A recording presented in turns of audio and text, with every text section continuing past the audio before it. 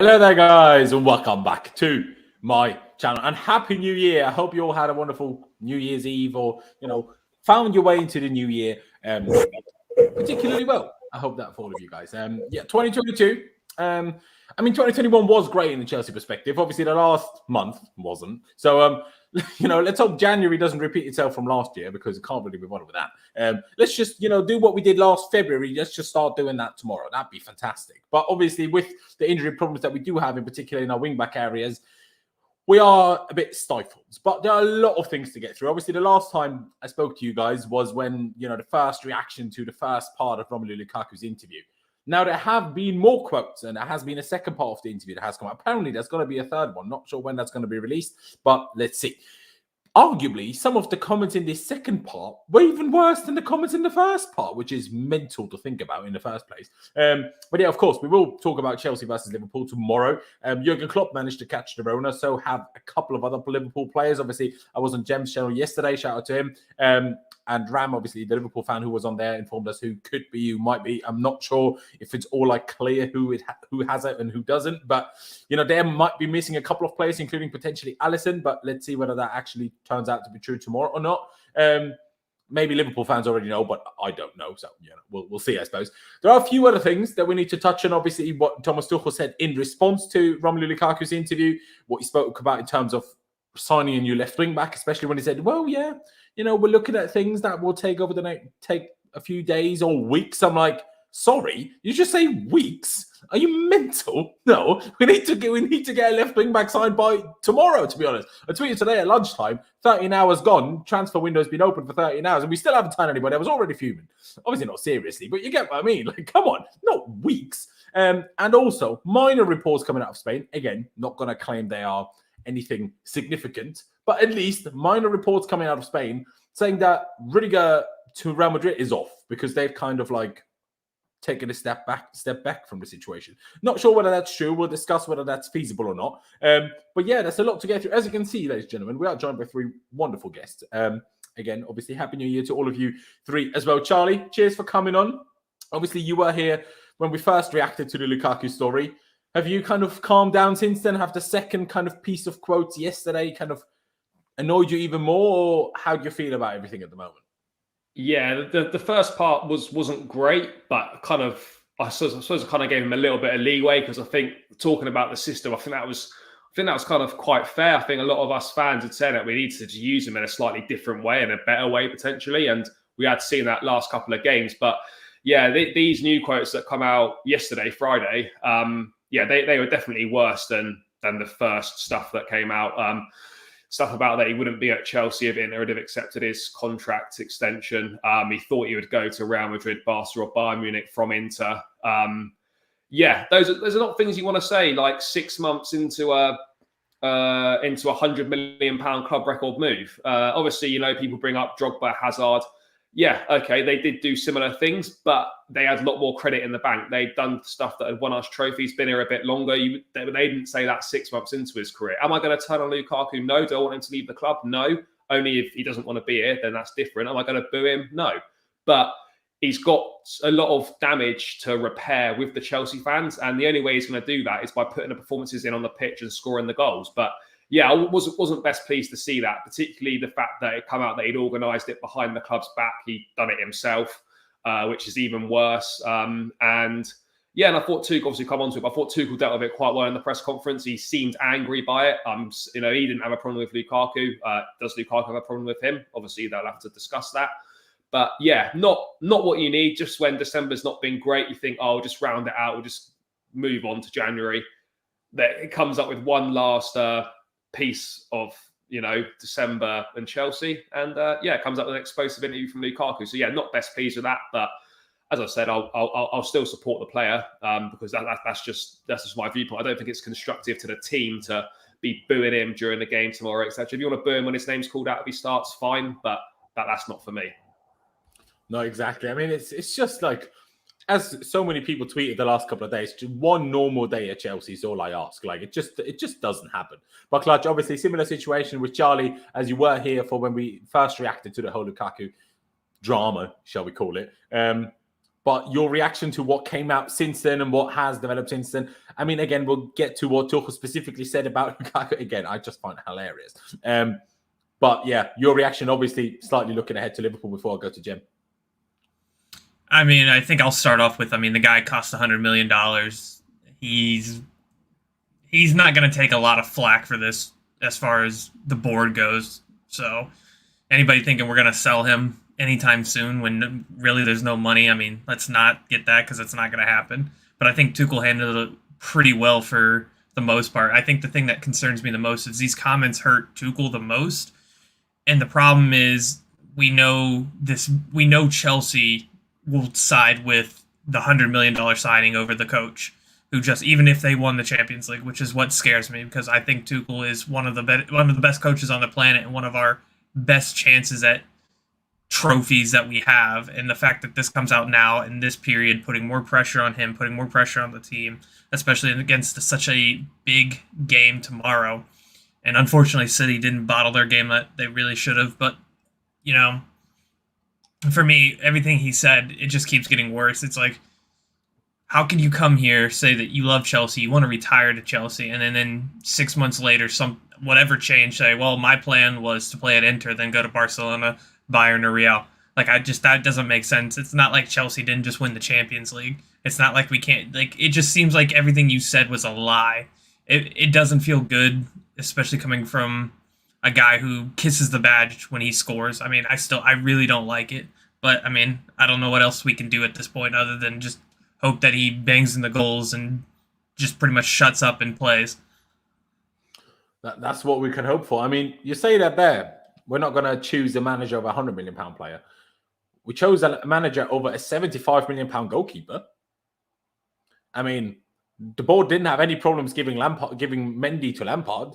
So you never know. £75 million goalkeeper, £100 million striker. Is it so different? I don't know. We'll have to find out. Obviously, Jem, like I touched on earlier already, we did speak about the second part of the interview already on your channel yesterday. By the way, take a look at his channel. Link is down in the description at GNA TV, of course, and check out Charlie's channel as well, Blues Brothers. The link is also down in the description. But yeah, Jem, obviously since then there haven't been major news, but has your kind of feeling towards the whole situation slightly changed? Because I did see some people talking about on Twitter, my initial reaction was super angry, but at the end of the day, if we want to do anything this season, we kind of need him. So there's kind of do you know what I mean?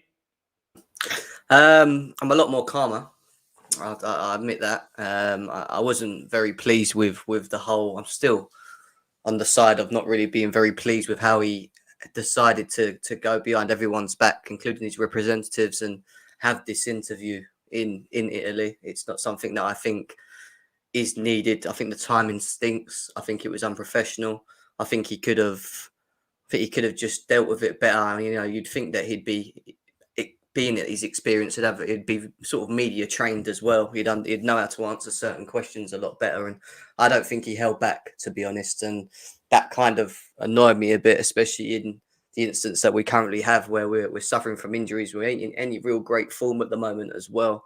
And you've got, your prized asset, your most expensive player today at £100 million walking around talking about he's lost love life with the Italians, and then having a little dig about a system at a football club. So to be honest, I still disagree with what he did. At the same time, we're stuck in a catch-22 of we need him. We do. We can't not have him on the pitch. I was one of the people that did say we should not play him against Liverpool, but then when I thought about it, I was like, actually, do you know what? Yeah, he has to play against Liverpool, and I want massive performances from him, not only from Liverpool, Man City, Tottenham. We've got big games this month. He needs to step up now and really show us that he wants to be here and he's playing for this football club.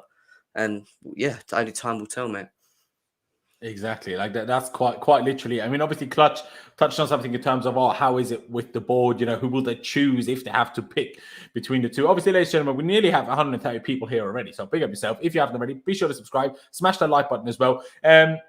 But my reaction to, and it was weird because obviously there was a press conference yesterday early morning, and there was the first part of the press conference. If you guys don't watch press conference usually, they're split into two parts: the broadcast section, which is always live stream to YouTube, probably Facebook as well, blah blah, And then there's the written section, where journalists, just for newspaper written media, ask more questions, and those quotes then come out usually, well, either the evening or the next day, and then they're released obviously in the online newspapers and physical newspapers, right? Weirdly, in the part that was broadcast, he wasn't quite as strong against Lukaku. Obviously, he quite clearly said we don't like it. It's noise that we don't need. Basically, why did he do it? He also said, like, well, if you asked me yesterday, I would have said he's perfectly happy, so I don't really know what's going on. And he was basically saying, okay, it's easy to take lines out of context. But then in the written part, or at least the quotes that have come up with Thomas Tuchel last night then, were pretty harsh against Lukaku. And we're like, I'm not having this. I'm not having this one bit. He said, like, he was asked, how do you get the best out of Lukaku? And he was like, training, playing, training, sleeping, eating well, and not giving interviews. So, that was quite funny. Obviously, with a slight bit of humor attached to it rather than like a full-on dig. But still, and he also said, and the part that I enjoyed the most, it was like, well, he's never said anything to me. I don't have a problem with him. So if he has a problem, he should probably come and say it. It's almost like he's old enough, he's experienced enough. If he has a problem, then bloody say it and stop talking to media about it, you dirty little something. It's not what Tuchel said, maybe not even what he thought, but certainly how I took it. And I was a big fan. And honestly, how I took that in response to what Clutch said initially, I mean, Tuchel is a confident man. And initially I wasn't 100% sure, but I feel like Tuchel, the way Tuchel has acted at Chelsea so far, I'm not 100% sure if he would have gone that far and that extreme with his response if he didn't feel that he had the backing of the board. Because I feel like those were very strong statements, like ridiculing him a little bit, like, like not doing interviews and, saying, well, if you have a problem, bloody come to me and don't talk to the media, stuff like that. Do you know what I mean? Those are quite strong statements, I thought. From, like, when was the last time you heard a manager talk about a player like that, especially a player that's that big for the club, just recently signed? Obviously, you could say Arteta with Aubameyang, but there was legitimate reason, like, for all of that kicking off, and Aubameyang just messed up, right? But so from my perspective, I feel like he might be fully, like, everyone might be behind him. I feel like it might also be a reaction to everybody seeming to be on Tuchel's side and no one seeming to be on Lukaku's side, with a few exceptions, obviously. Let's not talk about those people. I mean, Matt Law in his article even mentioned that Lukaku's friends himself have deemed this interview as a big mistake. So even Lukaku's friends are like, what on earth are you doing, lad? So, like, I'm not sure what was going on in his head at the time. Like, apparently I was not happy with only getting 8 minutes or whatever it was against Man United. I'm like, bro, you've been injured. And even before you were injured, you were dog shit anyway. Like, you were good for 3 games, and after that, you were shit for a month. Like, let's not kid ourselves. Like, yeah, we were all, talking it down because it's a new £100 million strike, and we didn't want to admit ourselves that for a month it was kind of a bit of a failure. And we were like, oh no, it's another Morata. Essentially, we were all deep down, we were all feeling that. And that's what it was. We couldn't create nothing. Like, as soon as he was on the pitch, we were shit. As soon as he was off the pitch and Havertz played, we were much better, right? And then he dares to say and talk about the system. Yeah, no, you're the problem, not the system. Because the system won us the Champions League, lad. Do you know what I mean? Like, if you come here, figure out a way to play. Again, I switch in between, like, when I go harsh, when I don't, because my mind is caught in different minds, if that makes sense. Like, on the one hand, I get what he's saying. I just disagree with him saying it publicly. On the other hand, I'm like, don't in the same interview that is completely unprofessional to do in the first place, call yourself professional, because you're not. Like, you're a lot of things, but professional is what you're not anymore since that interview. Like, you have to prove yourself again as to be someone professional. That's out the window now. But personally, I feel he's been backed. When I've been Tuchel, he's been backed by the board. Do you boys agree with that, Charlie? Do you think those comments seem like he has the confidence of the board, or do you think he just said that regardless of what the board think of the situation? I think Tuchel probably would have said that regardless. I just don't think he's the type of manager to come out like we've seen a Mourinho do and publicly batter players, basically chuck them under the bus. I don't think that's in like how he manages. But I think privately, in his office or behind closed doors at the training ground, he's fuming. It caught him off guard. I mean, David Ornstein in The Athletic reporting that it's like kind of totally caught the club unawares.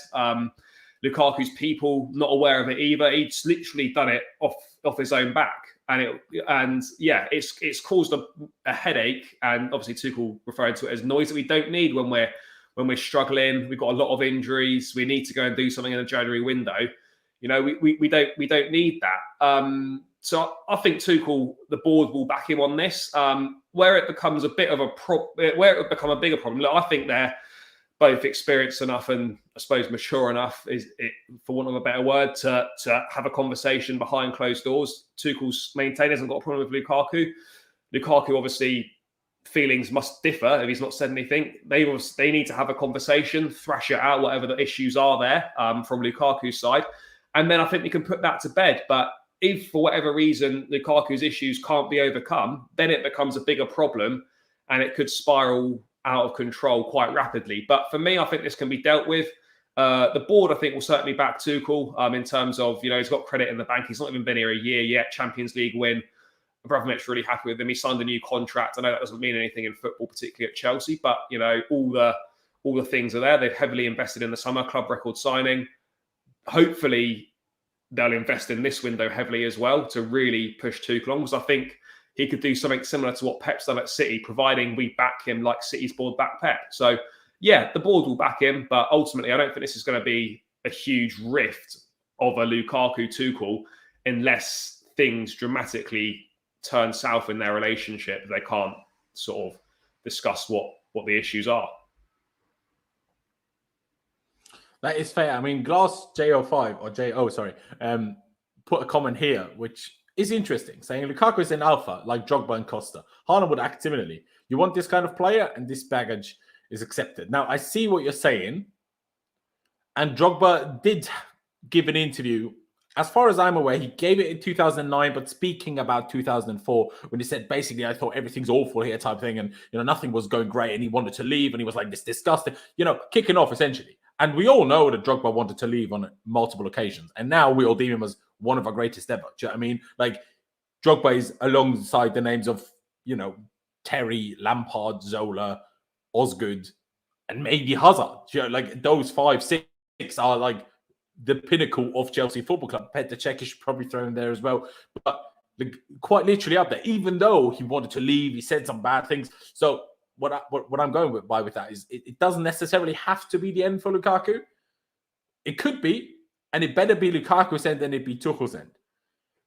But to just say it's because he's an alpha, I mean, being an alpha is fair enough, but he's an alpha as a player.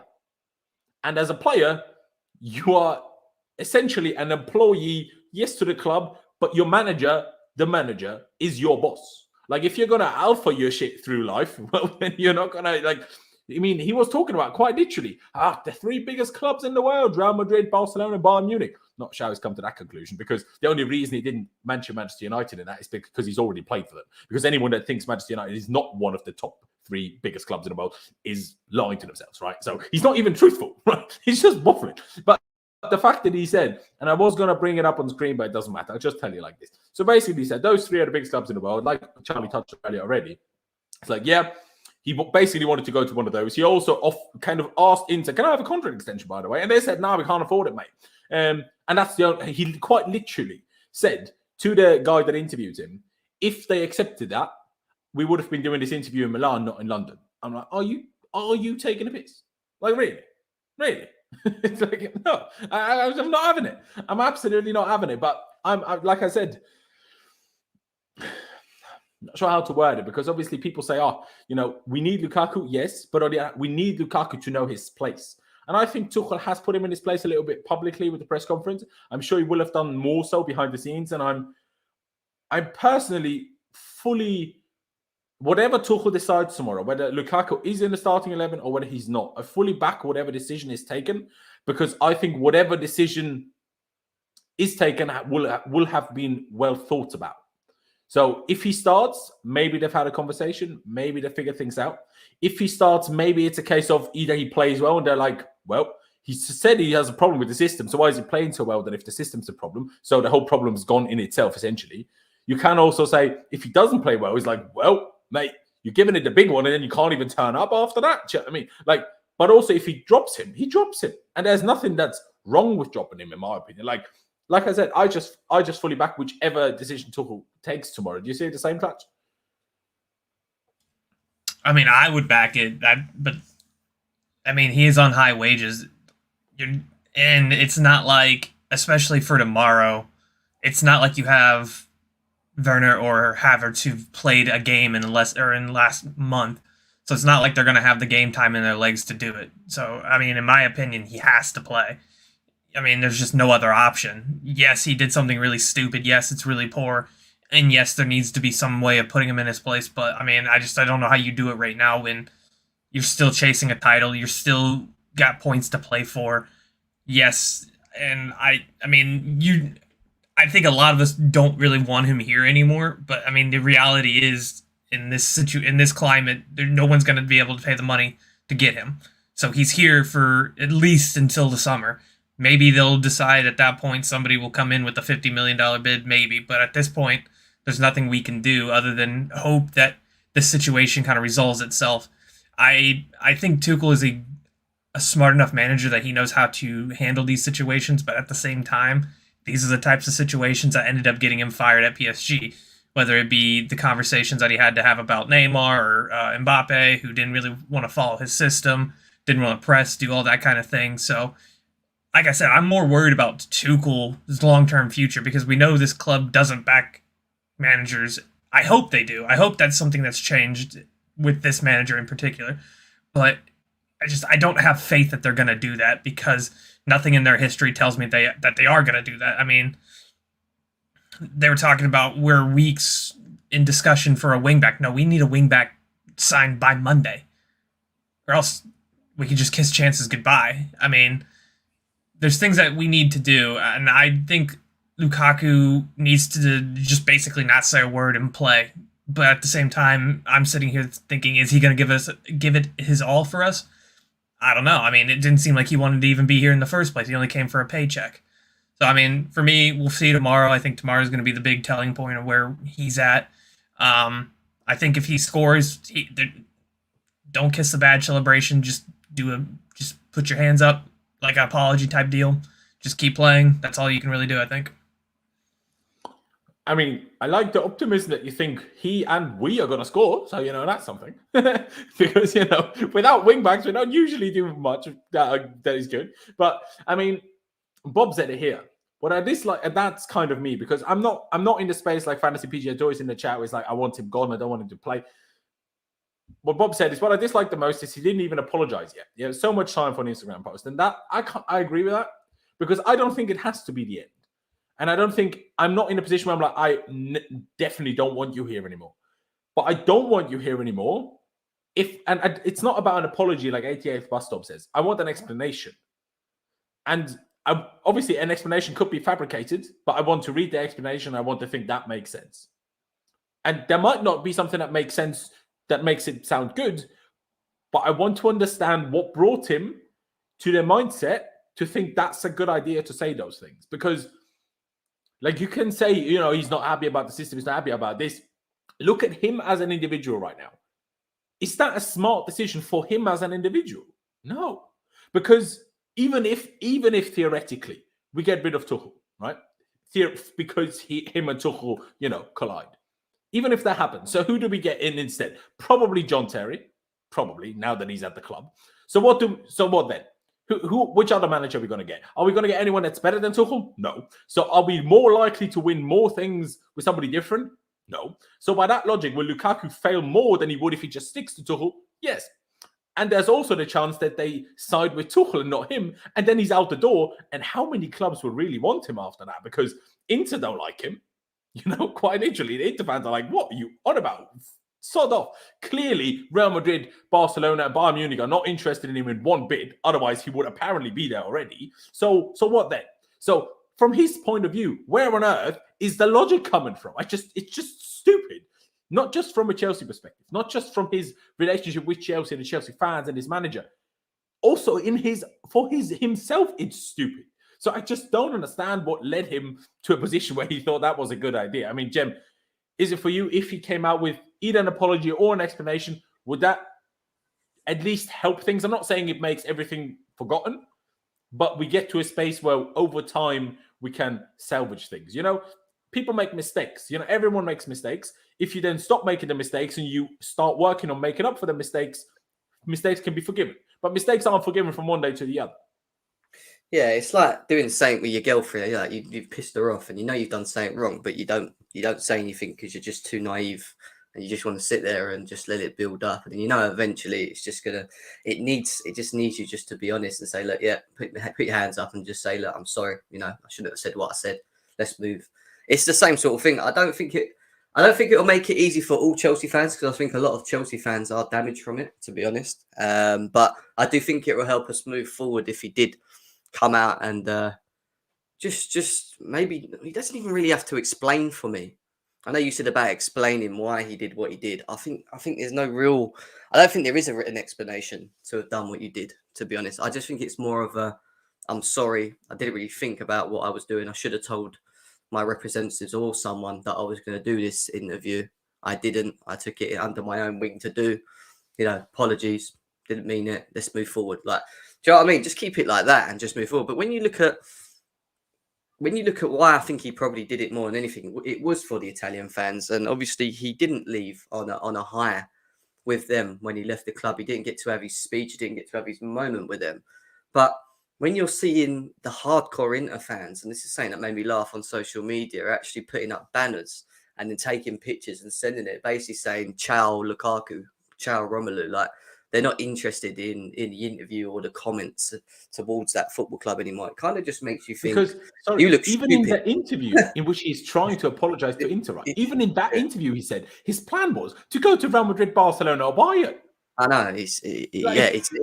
You're not. I'm doing it for the Inter fans, but I would have gone Bayern, Real, or do you know what I mean? Like, he's really not helped himself, as he's like he's not painting himself in any glory. But look, like I said, I think it's backfired on him.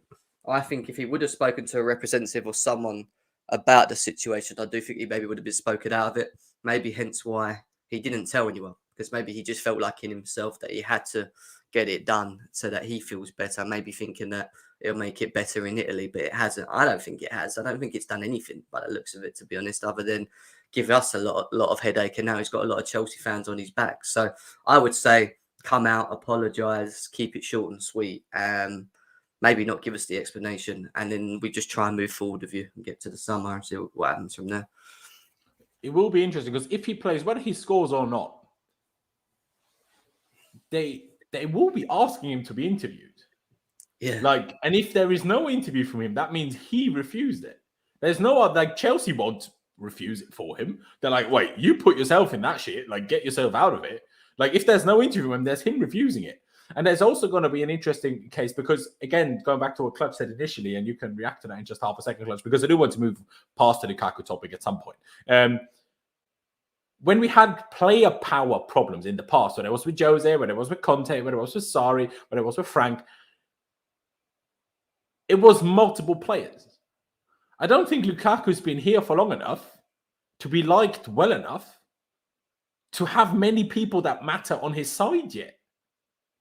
Like, especially, I don't personally believe that Rudiger was doing anything drastically wrong with Frank last season. And even then, somewhat understandable, he made him fifth choice when he's clearly our best centre-back after Thiago Silva. So, I could at least see some frustration in Rudiger. Like, fair enough. Do you know what I mean? At least I understand why you would be annoyed. I would be annoyed. If I know I'm the best or second best centre-back here and I'm fifth choice, then I'd also be fuming. But I don't think he did something crazy bad. But even Rudiger is on his way out. So who are the people that lead this place now? Thiago Silva, Jorginho, and the Coben boys. Those are the people that are like the big boys now. With Aspie potentially being out the door as well. But are the likes of Mason Mount, Reece James, are these not going to have Lukaku slaying Chelsea in the media? I don't think so. I don't think they're going to take this well. It's going to be interesting if he does start. Will we see a situation like we almost had with Morata when players stopped passing to him, which I saw that on TV, and he said it in hindsight. Maybe some people didn't pick up on it as much. Maybe I was projecting things. Maybe he was projecting things. Maybe. But you never know. If he does stop, maybe all of a sudden the players start passing to it. You never know what could happen. Like, this could, again, I go back to it. This could have much, much, much, much, much worse implications for him than it could for Tuchel. I mean, it's bad for Chelsea, but things are bad for Chelsea right now with our injuries, regardless of whether Lukaku is good or bad or here or not. Doesn't really change anything, quite frankly. We're not going to win the league anymore, unfortunately. So, it's a tough one. I mean, I go to you, Clash. Do you see what I mean? That I don't think he has anyone with him to make player power a problem here. I mean, we just don't know. I mean, I think Rudiger's the only one we can actually look at and say, I think he wants to stay, but Chelsea aren't really giving him many reasons to stay. But like we said the other day, something has to be going on. Why do these players not all of a sudden not want to stay? Why is Aspie, the club captain, deciding, hey, I want to go to Barcelona, a place that's in disarray? Why is Christensen all of a sudden the guy who said, oh, no, I'd love to stay, agreed upon a contract, and then says, oh, no, maybe I don't want to be there no more. Maybe I want to go to Barcelona too. Like, what is happening to us off the field? What is happening? Why are these players not wanting to stay? Like, I get like some are about money and whatnot, but I think you do have a lot of players who are more for Chelsea than they are for anything else. So I think I don't know. Could it end up being that situation that Lukaku puts himself on an island and the players are like that? Sure. We just don't know. Yeah, I know who the bad Chelsea takes Twitter handle is. It's just, I think it's an American supporter who basically, he's the guy. So you remember how I was telling you about João Felix? He's the guy who wants João Felix so bad. Oh. Yeah, that's who that is. Again, we touched on that previously. He's not a bad player. I can't remember. Maybe we talked about that off air. I can't remember. He's not a bad player. But the last thing we need right now is João Felix, bloody hell. But anyway, go on, sorry. But yeah, I'm so in like a 50-50 thought process about this because I still think Lukaku is one of our best chances this season at titles in general. Yes, the Premier League is probably a 5% chance of winning it because City should have bottled today and they didn't, so that's points that they didn't lose. But I hope it doesn't affect the dressing room because we need everybody together. Or do we hope that it does? Because maybe that's what he needs to be put in his place. But who's going to put him in his place? The only person I can see... anyone. If the only person I can the others against him, anyone. Yeah, maybe. I mean,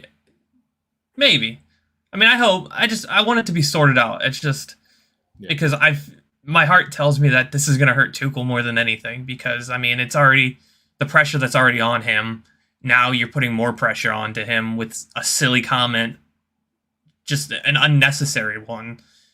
And I know the chat's talking about, like, we want an apology, but I don't think Chelsea's going to allow Lukaku to do anything right now. I think they're basically screening him, telling him, like, you can't post. If you post, it's going to be through our screen comments or whatever. I think that is what's happening with Lukaku right now. So so I think Lukaku has been put on, you are not to talk to media until we tell you to talk to media, or not to post or talk until we tell you to. So that's where I think that's out. It's a good shout. I mean, Becky, appreciate the donation, saying thoughts on Twitter handle BCT bad takes, bad Chelsea takes. I mean, I don't know him personally. Pice has told me, like, you know, as you can, not Pice, Clutch, has told us about, you know, for example, once João Felix. So that's the only one I know, and that's a bad take. So, but not much else to think about. The last one I will put on about Lukaku before we finally move on, and I will put it to Charlie and Jem as well. This question by Fantasy PGA Tour. Lawrence in the panel. Do you think Lukaku is likely to play to his maximum level tomorrow with all the stuff going on? And is there a good enough chance of that happening to prevent punishing with dropping? Charlie, what's your reaction to the question, or your answer to the question? I think he will. I think he owes it to the Chelsea fans to do that, if not to himself. I don't doubt that he tomorrow wouldn't turn up and put in 100% effort, because if we saw that, then this problem is a lot bigger than any of us think it is. Regardless of whether you've done an interview or not, to turn up as a club record signing and not put 100% effort into what is essentially our biggest game of the season to date is unacceptable. And that would just add more fuel to the fire on this issue. So, no, I don't doubt for 1 second that he wouldn't put 100% in. And I don't think he needs to be punished by being dropped. But then, as you said, Laurenz, you know, if Tuchel decides that's the course of action to take, then I would fully back that and I'd understand it. But I feel that he should play because we need him. You know, it's as simple as that. You know, we don't play him, our chances of winning decrease massively. And it's as simple as that for me. But yeah, no, I don't think for 1 second he wouldn't put 100% effort in. But he doesn't strike me as that sort of person. But you just never know. Fair. Jem, your response to the question, I suppose? Yeah, same really. I think he has to play at his max level. He owes it to the football club. He owes it to the fans. He owes it to his manager. He owes it to even some of the players. If it has caused a bit of a rift in there, he needs to step up. And there is other ways of punishing him. I mean, the easy option is just to say drop him, because that will obviously hurt them most. But not just that, we would realise then that something's actually been done. Could just fine him his wages and play him anyway. You can just fine him. They could fine him if whether it would hurt him over a month, 2 month period or so. I don't know, whatever they would agree to do with him. But you can fine him. I don't know. You can get him to come into training earlier. I don't believe it though. Do you know what I mean? Like anything really. But yeah. Or apparently, because United players can't handle staying a bit longer, so apparently that's the worst thing for footballers. Yeah. I mean, fantasy. He meant more like he won't be putting it in. Oh. Didn't mean not putting 100% in. It's like more, will his mind allow him to be at his best? Now, for me, I think he will actually try extra hard if he does play to prove a point. Whether it's, I'm not sure which point, to prove his own point or to in a way almost to apologize. I don't know. I don't know which way, but what I'm very confident about, if he does play, is that he will actually play very well. I'm pretty confident of that. Maybe I'm wrong. Hey, we'll see. But I personally see it that way. The last thing I will say about the Lukaku stuff, the statement or the quote from the second part of the interview that triggered me most is when he was talking about Lautaro Martinez. And he quite literally was basically saying he's the greatest player I've ever played with, or at least the works best with him. He would die for him on the pitch, all this kind of waffle. And then asked, maybe one day at Chelsea. And he's like, no, stay. I'll be back. I'm like, are you taking the piss? Because at this point, we're not here anymore like what I said 2 days ago. It's like, maybe he's talking about in 4 or 5 years, he wants to go back. Maybe he's just confident he's another Thiago Silva or Zlatan Ibrahimovic that can play until he's 40. Maybe. And fair enough. But to say, because listen to what he said. He essentially said, Lautaro Martinez is the best player I could play with to get the best out of him. It's kind of what he said, in other words. And when asked, would you want him at Chelsea? He said no. So what does that tell me? He doesn't even want to be at his best at Chelsea. That's what that tells me. I'm not saying that's necessarily what he's thinking, but that's what that statement says. Because the guy that's apparently best for you, you don't want him here. I'm like, sorry. Someone needs to hit you hard on the head because you're clearly sweating too much out of it and losing all the hydration from your brain.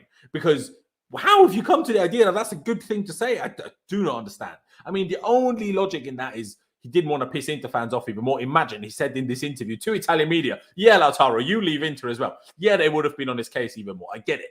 But he didn't have to say, no, I'll be back there. I'll be back. I'm like, you're too stupid. You're not bloody Arnold Schwarzenegger. You're not back anywhere. You're back on a bench soon if you're not careful. Do you know what I mean? Fuming, honestly. But yeah, you can see the more I talk about it, the more fuming I get. He's not managed again. Yeah, he's not managed to balance the. This is why I should have spoke to someone. He went to try and do a good thing with the Inter fans, but in theory, he's overdone it with them and kind of pissed off the Chelsea fans. Like he hasn't done it where he's managed to balance it. Do you know what I mean? And sort of not made himself look an idiot. That's what I'm trying to get at. And I just feel like that's what he's done. I don't think he's thought it through well whatsoever. And it's annoying. And it's just like I said, we don't need it. And that's why I just wanted to just kind of just get on, move forward, and hopefully we can try and get some wins, man, because we need wins. Exactly, we really do.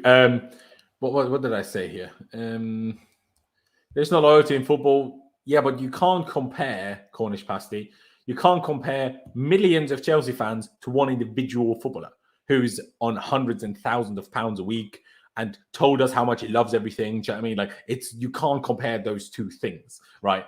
If you compare one Chelsea fan to Lukaku, fair. But you can't compare because I wasn't disrespectful to Tammy or Frank. I tweeted yesterday, we miss you at Tammy Abraham, because I'm like, the guy was dropped. Not even in the match day squad, the guy was. I never saw him doing any dodgy interviews. Do you know what I mean? Like, yeah, he's not as good. Yeah, he might not be as much of an alpha. But at least he didn't piss me off. Do you know what I mean? But let's move on, especially because I know Charlie doesn't actually have that long. So I'm very sorry that I spent bloody 40 minutes again on this bloody waffle. Cheers, Rom. But anyway, got some viewers. So 400 people watching. Make sure you subscribe if you haven't already, and smash that like button. We need to have at least 200 likes. So go down below. It doesn't cost you any money. Doesn't cost you any likes. Some positives, turn and switch this. Positives. And I'm going to call it a positive. Reece James. injured. So not so positive. But we were initially all thinking or all fearing he might be out until the end of the season. Turns out he's not, which is fantastic. He doesn't require surgery, and he will be out from anywhere between 6 to 8 weeks. Does that mean he will be playing in 6 to 8 weeks? No. But at least he will return to training in 6 to 8 weeks, which go past around the 16. By the time we play quarterfinals, Reece will be back, so we're going to win the Champions League again. Love that. No, but it's at least positive that he's not going to miss the entirety of the rest of the season. That's something positive, in my books anyway. Anything else? He didn't really inform us. When I say he, Tuchel didn't really inform us about the other situation, but all of Kai Havertz, Timo Werner, and Thiago Silva have returned to training. Timo Werner obviously wasn't doing particularly well after the... Who did we play last? I can't even remember. Brighton. Brighton, there you go. So after Brighton, Tuchel said, yeah, Timo's not doing well. Now he's back in training, so I'm not even sure if he'll be on the bench, but definitely not in contention to play a lot of minutes. But Thiago Silva, the fact that he's back and the fact that Tuchel at the time said hopefully we took him off early enough to not be a big problem, should mean that he could probably be in contention to start. And Kai Havertz, even if he's not ready to start, at least come on. Because that's another problem. The whole talking about should we drop Lukaku or not.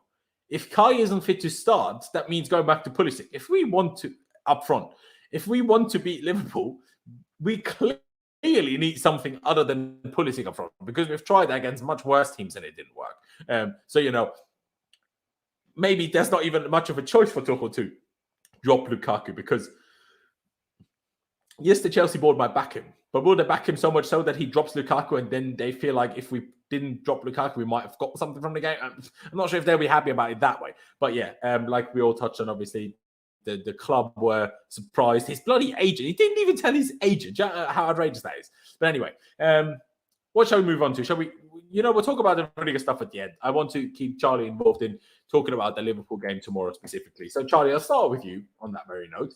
How are you feeling ahead of the game? Because I can't lie, I'm not particularly confident. Yeah, I'd join you in those feelings, to be honest, particularly considering our recent home form, 4 draws in the last 5. And obviously that Leeds one was a last-minute penalty to win. We thought we were playing well at home. We haven't been playing that well, full stop in general. Injuries causing us issues. The fact that we haven't really got either of our first choice wing-backs to Liverpool's a problem. And yeah, this sounds really negative, but I don't feel that hopeful for tomorrow. I just feel that the best we can do is probably get a draw, or we nick a 1-0 and hope that we can hold out. It's going to be difficult. Obviously, Klopp's going to be a miss for them on the touchline. He's very charismatic. He gets involved on the side, but ultimately, I don't think that's really going to make much difference to how Liverpool actually play. They're not going to forget how to play football just because the manager's not on the sideline. So I don't feel confident in this, but I feel that for us to have any hope of the title, we're just about hanging on by a thread. We have to win this game. If we were to lose, we're in another battle for the top 4, as far as I'm concerned, which is why City winning today was actually more beneficial for us than Arsenal winning, because Arsenal win, they're 4 points behind us. And if we were to lose, that gap's getting pretty small again. So yeah, not too confident. Can we do it? Yes. Am I expecting us to? Probably not, but it'd be stranger things. Chelsea seems like adversity, so I wouldn't be surprised if we went out and actually maybe won 2 or 3-0 also. But yeah, going into the game, I don't feel too confident given the. I would be very surprised by that one, but but given our selection issues, I don't feel too confident going into this game. To be perfectly honest, I think that I do worry about potentially Alonso and Azpilicueta at wing backs up against Salah and Mane. That's considering Tariq Lamptey gave Alonso the run around. I think Salah or Mane is going to be levels to that. So we are going to have issues. Thiago Silva being back, if he does play, which I'm sure he will, is going to be a big plus. But yeah, we're going to have to bring a level of performance that we haven't bought for a while if we're going to get anything out of this game. I kind of share most of that sentiment, if I'm being perfectly honest with you. I'll ask one question. I'll put the same question to Clutch and Gemma as well before we get into the lineup we'd like to see. Because before this Lukaku drama happened, I would have said maybe I want a midfield 3 because of our injury situation. Midfield 3, park the bus a little, make sure we get at least 1 point and maybe nick 1. But now, basically playing a 3-5-2 would basically just be Tuchel abiding by Lukaku.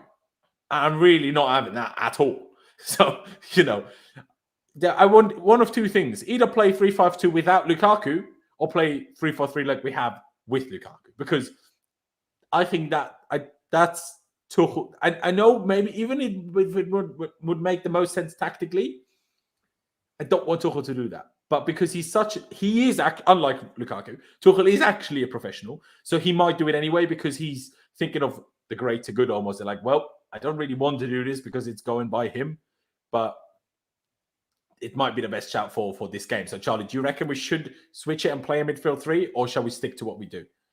I personally wouldn't like to see the midfield 3 just because I know it was earlier in the season, but we saw that midfield 3 against Manchester City at Stamford Bridge. And but then it was with Werner, so Yeah, but we essentially got played off the park in that game.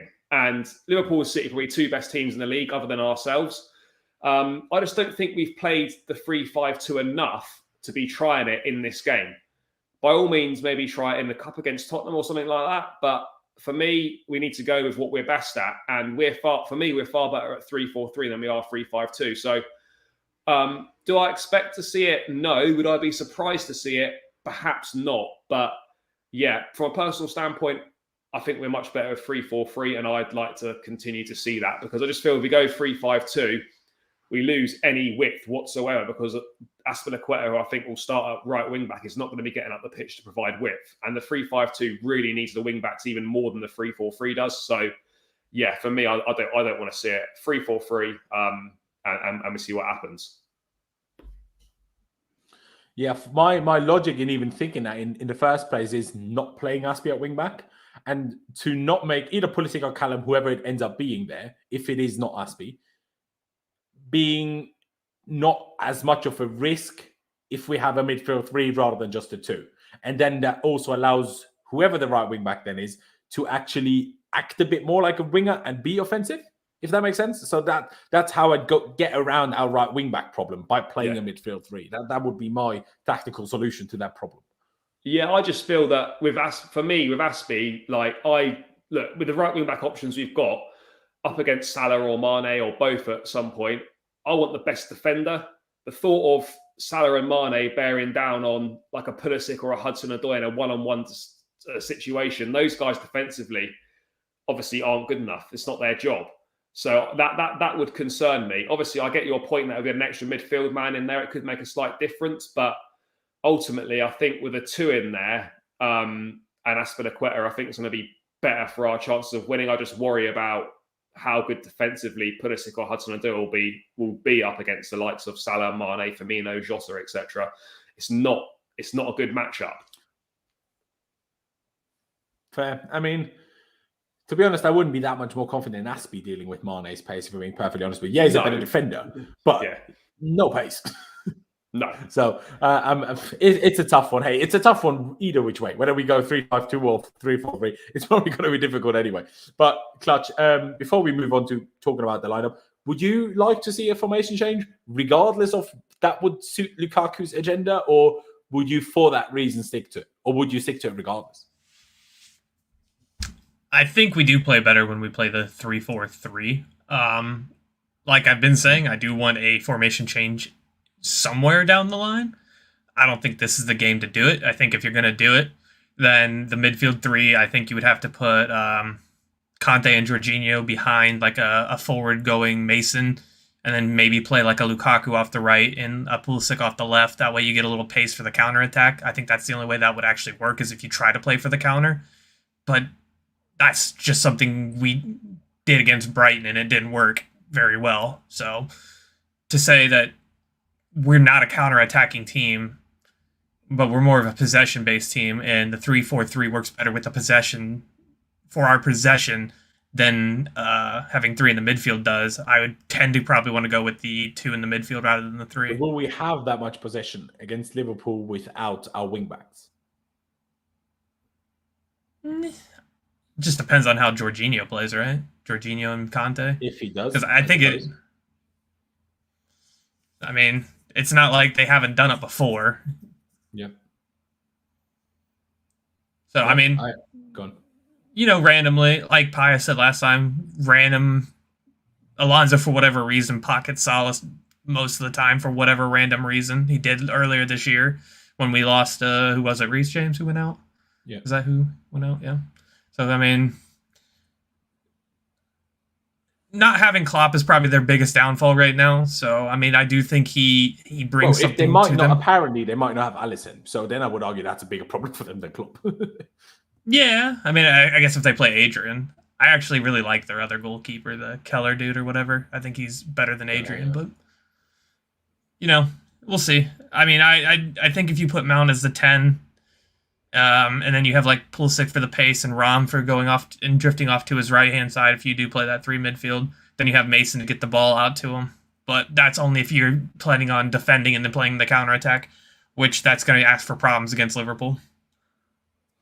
Yeah, and unfortunately, if we do play a 3-5-2, I don't think it would be with the 10. I think it would be with Georgie in the middle and then Kova and Kante. But Jem, just super quickly, would you like to switch the formation or would you like to stick with what we have? I'd like to see a 3-4-1-2. 3-4-1-2. So it's 3-5-2 with the 10. Okay. Yeah, with a 10, and just let Mason Mount maybe sit in there. I'd like to actually see Havertz and Lukaku play up front. And look, for me, it really depends on Liverpool and who they got out, because they have got 3 or supposedly 3 people that have got COVID, which you're waiting for confirmation on. One of them supposedly maybe being Salah as well. So, you know, if they miss Salah, then I wonder where they're getting goals from personally. And if they miss Salah, that changes everything. Yeah, then I would say 3-4-3. But I mean, I get the 3-5-2 as well. I think that the fact that we haven't got our wing backs, we haven't got Chilwell, we haven't got Reece James, we're relying on people like Alonso and Pulisic, and maybe even Aspie if we end up paying him out there to cover them areas.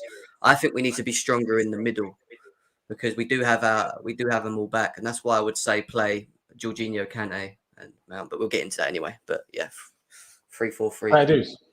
Fair dues. Just quickly to the chat, Liam Deegan, I appreciate you, and your comments. There's nothing wrong with your comments, but I would appreciate if you didn't do all caps comments because no one else does. So, bit unnecessary, mate. But anyway, ladies and gentlemen, we still have over 400 people watching, which I massively appreciate. But if you haven't already, subscribe, smash the like button. If you want us to talk about anything that we haven't spoken about yet and we haven't gotten to it, use the super chat function to make sure I do see your chat message. What am I reading here? I'm just gonna. Can I read out what you put in the private chat, Clutch? Yeah, that was tweeted by Pius. There you go. So Lukaku wanted to explain himself to Inter fans, but not create a problem with Chelsea. But it did because Chelsea are not happy with him due to organise the interview without their go-ahead. By Fabrizio Romano. Okay, so interesting, unlucky lads. But so just quickly for people, Sadio Mane and Salah, albeit they are available, but that will be their last game before going to the AFCON, as it will be the same situation for Edouard Mendy. So I don't think they have any Alisson, you know. I think Alisson's out for them. He's got COVID, isn't he? Who is that? Alisson. Is that confirmed, though? Well, I was speaking to someone today, and they said that he's definitely one of them. So I don't know. We'll have to see. Well, there you go. Him and Firmino are missing in training photos. Yeah. I think Alisson's one of them. Yeah. So, by the way, Loftus-Cheek just got a notification from the fifth stand. Loftus-Cheek is not back in training yet, but obviously, as we know, Thiago Silva is and should be available. Anyway, Alisson and Firmino for sure, according to Jester. So that's one. Fair enough. Hey, we'll see. We'll see. He wasn't in training. Who's that? Alisson, Salah? I don't know. Let's focus. Let's focus on our team for the first, and then we'll go to more Liverpool if we need to, because I do want to give Charlie the chance to. Do you know what, Charlie? You need to head off in a couple of minutes anyway. So why don't you just, in one go, give me your team that you would like to see, and then myself, Clutch, and Jem can just discuss if we'd have any changes to that, or if we would agree with the same thing. Yeah, no worries. I've got about 5-10 minutes. Yeah, obviously Mendy in goal, pretty self-explanatory. Obviously, last game before he heads off. At the back three, Thiago Silva, Rudiger, and I'd go Chalobah. Just based on the fact that I'm not sure if Christensen should be risked again with his back injury. We saw him play a half in the week. Training, does anybody know? I don't know, but obviously he was back in training. Then he played against Brighton and then re-aggravated that back injury. Do we really want to be taking another risk on him? And we have to make a sub after like half hour, which would be typical with how our luck's going. So I'd go Chalobah at the back three. Wing backs, obviously Alonso's definitely going to play. We haven't got any other options there. Right wing back's interesting. I get your points about. I think Pulisic, Hudson-Odoi could be an option if we played a 3, but I don't think we'll play a 3. So for me, it would be Azpilicueta just because of his defensive duties. I think it's probably worth sacrificing a little bit going forward that Pulisic or Hudson-Odoi would give you to have someone a bit more solid defensively to deal with a Salah or a Mane. Obviously, if Mane or if Salah ends up not playing, then we could change it a bit later on. Midfield 2, N'Golo Kante for me. And I would go with Kovacic over Jorginho, just because I think recently, obviously, Jorginho had a terrible game against Brighton. He's been overplayed due to us having massive injury problems in midfield, along with COVID. So I'd look to probably play Kovacic in this game. You know, he's good at much better than Jorginho at carrying the ball forward. And it'll probably be a bit fresher as well, having not played for a while. So I'd go with those two, and Jorginho would be a great option to have off the bench to either freshen things up in there and to come on, control the game. I mean, God forbid if we're 1-0 up or something, you know, we could perhaps switch to a 3 to give us a bit more stability in the middle there to help us see the game out possibly. But I'd go with Kovacic and Kante for those reasons. Front 3 is where, I mean, 2 of the front 3, as far as I'm concerned, I think Mason Mount will definitely play on that right-hand side.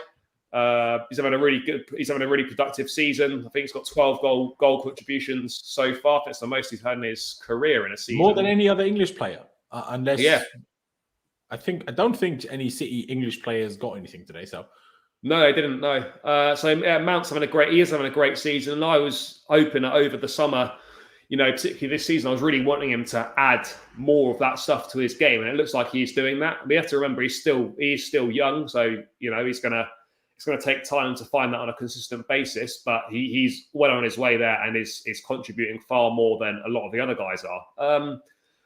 Left hand side's where it gets interesting because I don't think Christian Pulisic will play.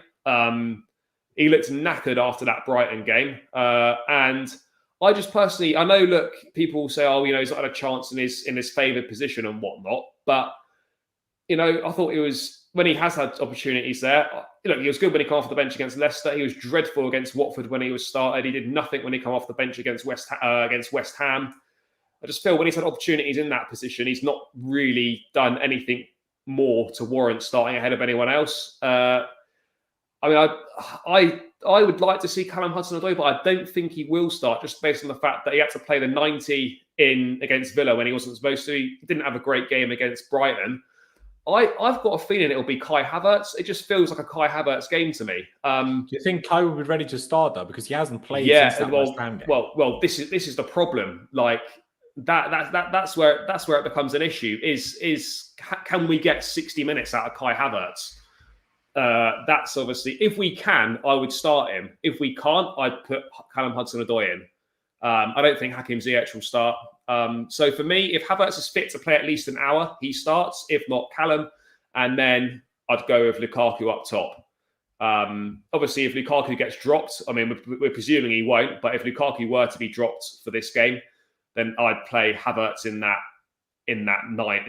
number 9 role. I don't want to see Christian Pulisic there at all. So yeah, that's what I'd go with. Lukaku, Mount, Havertz, front 3. And if Havertz isn't fit, then I'd go Callum. But yeah, I think that's probably the best we've got to go with tomorrow, if I'm being honest. I mean, you boys might make a couple of changes to that, but I think it won't be too different to that. Yeah, I mean, we'll obviously discuss it and see what we come up with, I guess. But people in the chat saying Kai was on the bench against Brighton. Yes, he was, but he was an unused sub. So being on the bench didn't help him gain more match fitness now. So, you know, that's slightly unuseful. And yeah, what Bob said, if Kai does start with Lukaku, then he probably plays the right amount on the left. Yeah, probably, but doesn't really matter because we've also played Kai on the left way more than we would have thought earlier in the season. So you never know. But Charlie, I don't want to hold you for too long, and I don't want to be the reason for you to be late anywhere. So I appreciate you massively for coming on. Everybody, check out his channel. Link is down in the description. Blues Brothers. But yeah, cheers, mate. I hope you have a wonderful day, and let's hope we get a result tomorrow somehow. Yeah, let's hope, mate. Thanks for having me. Cheers, guys. Enjoy the rest of your stream. Catch you soon. Take care, bro. Cheers. And just before I go to you boys, Dan Zaman, why are you talking about Alonso midfield? It's not mid. I mean, it is kind of, but it's just left wing back. What are you waffling about? Do you want him to play left back? Do you want him to get absolutely, like, he will get annihilated anyway. But you want him to literally die? Like, what you were talking about? Sorry, bro. But anyway, let's go back to the back three. Are we all in agreement on the back three, Clutch? Because obviously we all know Mendy's going to start. Yeah, I agree on the back three. Same. Jem, you as well? Yeah, 100%. 100%. I mean, Jem might not, but the problem is Christensen actually played really well as a central centre-back, but as a right centre-back, wasn't really a fan. But then you say that Chalobah, I mean, I thought he was half decent against Villa, but he got hooked at half-time. And then he came on last game and is kind of at fault for the late equaliser because he lost his man. So, yeah. But so because I personally wouldn't start Aspie at wing back. I'll ask you the question: if Aspie doesn't start at wing back, would you still start Chalobah at right centre back, or would you then start Aspie there, Jim? If Aspie's not right wing back, then he goes as right centre back, and Chalobah doesn't play. That's what you, in your opinion, or what you think will happen? That's. I think this happens. This back three happens, especially if Thiago Silva is fit and he's ready, he has to play. So no, he will play for sure. I'm pretty sure. Yeah, I think we do that only because I do think, as much as I don't like seeing Aspie there, I don't think we defensively have enough going backwards. And if you play Pulisic there or a Callum there, we're not going to get it against the Liverpool team that are going to use their wing backs very well, and they do use them very well. So I would say Aspie's probably going to end up playing there, I think. I fear he might, but like I said, for me, he doesn't. I mean, Clutch won't be happy with me. I genuinely play Pulisic there again. I think he's done defensively acceptably. I don't think he was that much worse defensively than as a wing-back, Aspie would be. Now, would my ideal be Hudson-Odoi in terms of the player that he is, and ideally to replace Reece James, the best, closest to it, to me, is Hudson-Odoi. But last time we played him right wing-back, he couldn't seem to be bothered. So, again, Zenit. So maybe that's not a good idea because if he can't be bothered again, then we're screwed. So then that's why I'm picking Pulisic again. I don't care what anyone says. I don't care. Oh, he shouldn't be playing this and that. At least the guy tried hard, and half the rest of the team didn't try hard against Brighton. I mean, it might have not been great, and people always hold this against Mount as well. Well, you don't just for working hard doesn't just give you positives. Sure, I agree with that. If all the others also work hard and play well. But if 90% of the other players play shit and don't work hard, then someone at least working hard is something to mention. I mean, yeah, maybe we shouldn't mention it pro him, but more con the other guys. Fair enough. But hey, I would go with Pulisic at right wing back. Obviously, Jem has just said he would go with Aspie. But I mean, Clutch, I know you're not going to want Pulisic there, but would you want Aspie there? If I had to pick, if it's not Aspie, then I'd pick Callum because of the pace. I think Pulisic is not as fast as Callum for whatever reason right now. You think Pulisic is faster than Callum right now? Especially running backwards. Callum has never seen Callum run fast backwards. Interesting. Nah, it's a joke. He had a couple of good clearances, especially when playing left wing back a couple of times. Not even that long ago. I think if we play Pulisic at right wing back, and this is one of the main reasons why I'm going to play Aspie at right wing back, is Pulisic is not pretty much going to get out of his half. He's going to have to, and I know people are like, Robertson's not going to be. Tsimikas has been actually pretty good this season in his absence, to be fair. Yeah. So you're still going to be playing it a certain way. And I think defensive stability comes first. Yes, is his pace going to be hurting him a little bit? Sure. But I personally don't want to see it exploited in the way that it would be if Pulisic was over there. If it was anybody else, sure, why not? You can try it again. Doesn't bother me none, I guess. But at this point, if you're going up against Liverpool, who have Mane and Tsimikas, who have been pretty good on that side, I would rather than just defensively more stable and keep it that way. But if it's not Aspie, then it has to be Callum. I don't think you should do Pulisic, especially since he's probably going to be a little bit more tired being the guy, because that right wing back spot, you run more than any other position on the field. So I think just to clarify, you sprint more maybe, but you run the most as central midfielder. Like every game, our central midfielders have the most distance covered. Yes. But yeah, no, I know what you mean. I mean, I don't agree on the fitness reason because I get it for Pulisic, but Pulisic didn't just have the Rona. So therefore, I think Pulisic is likely still fitter than Callum. who shouldn't have played 90 against Villa, who probably shouldn't have played as long as he did, not only for fitness reasons, but also for performance reasons against Brighton. So I'm not even sure if he would be fitter, but it's Play Mason Mount at right wing back. See, I'm going to just throw a rogue one out there in half a second, right? Joey said really played left back for Roma. No, he didn't. He played right back for Roma. And I said this back in the day, not when YouTube was the thing, not for me at least. I said it back then for Ramirez. What about Kante right wing back? Anyone? What, playing right wing? No. I think, I'm not saying we should do it, but I think he would be great at it, personally. I mean, but then he was literally a right mid early in his career, and he goes out on the right wing half the time anyway. No, but you isolate him from, especially in this system, from being able to use his energy across the midfield, because when you play him there, you're then going to ask him to hold his position, and that's not Kante. You want him up the pitch, you want him in the back, so. Of course. But my logic with that is, are Jorginho, Kovacic in midfield together better than any of Aspi, Callum and Pulisic at right wing back? No, I don't think so. You don't think so? You only got to watch the Brighton game. I mean, them two played together and they looked absolutely dead. It was like Basuma was jogging through I was at the game. He was jogging through the middle of them and they couldn't even catch him. Like, we had no energy whatsoever in the midfield. And that was partly because Kovacic was playing as a left midfielder half the time. He just left Jorginho in the middle on his own a lot of the time. But anyway, it is true. I was just throwing it out there. I think he could be good there. I mean, I see the point of that it costs us in midfield if he's not in midfield. I see that logic. To be honest, if I'm being perfectly honest with you, I don't even think, like, if we don't just look at our result here, Kante shouldn't be starting full stop, because he will just get injured again anyway. But if we're thinking that we have to start Kante, then yeah, maybe it should be midfield. But yeah, I said it back then for Ramirez. Remember when we were struggling for right backs and Bozingba was awful and Ivanovic started to get awful. I'm like, just play Ramirez there, man. Like, he'd be good. Yes, got the pace, he can cross. Do you know what I mean? And the legs. And that's literally Kante to me. Obviously, Kante's way more than Ramirez. Don't twist my words, please. But anyway, I think we can all agree on Alonso on the other side. But I've been clearly outvoted for right wing back, so Aspi it shall be, I suppose. And then the midfield. Obviously, Jester said that very same thing with Kovacic and Kante earlier already. In the chat, Charlie now agreed with it. Do you agree with it, Clutch? I'm trying to decide because I think Kante will start. Do I want him to start? No, because every time we see him start, it's been a couple days, so I'm down between Kante and Jorginho, Kante and Kovacic. I do think Jorginho needs a rest, but I think in this big of a game, Jorginho's pretty much going to be the guy to start. Usually is, especially in big games. So I'd probably go Kovacic, Kante, actually, yeah.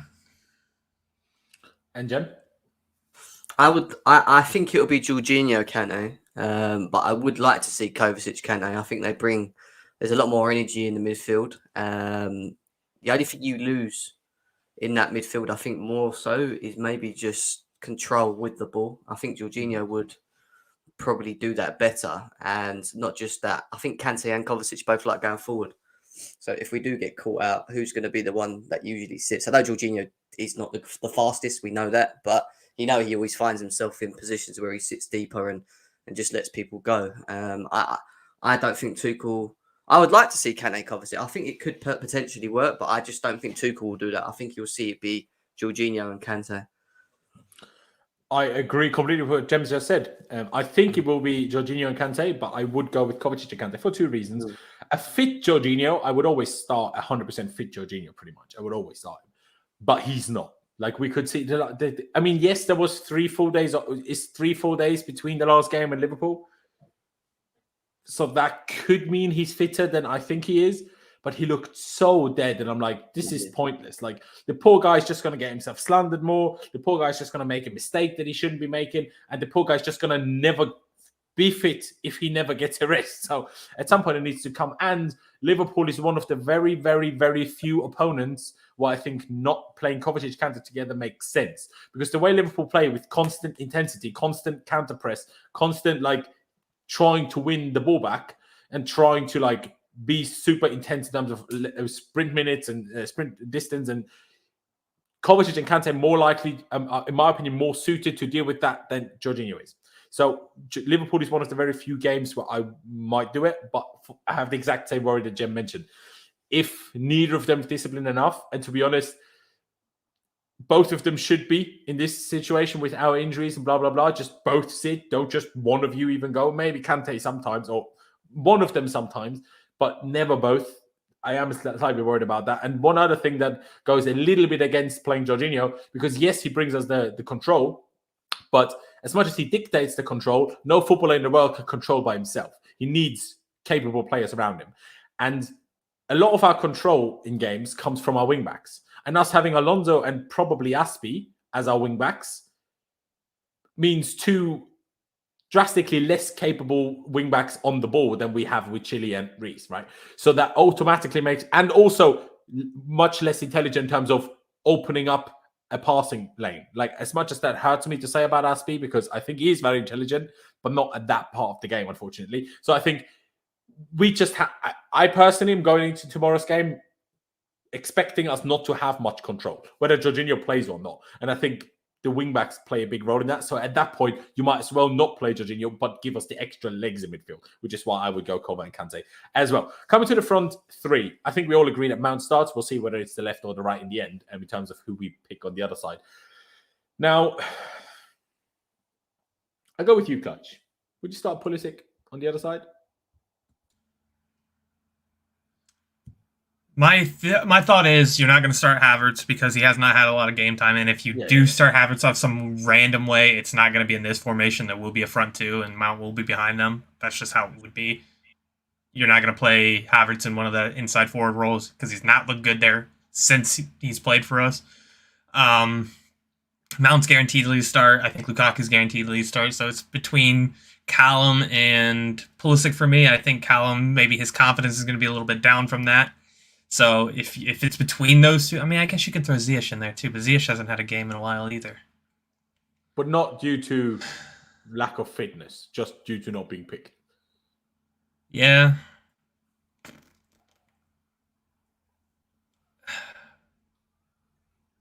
Yeah, go ahead, Pulisic. Maybe Ziyech. Maybe. I don't think Callum starts. Callum for you, for sure. I don't think Callum starts because I think... the confidence and the finishing thing, I don't think it's there for him right now. So that's why I don't think he would start.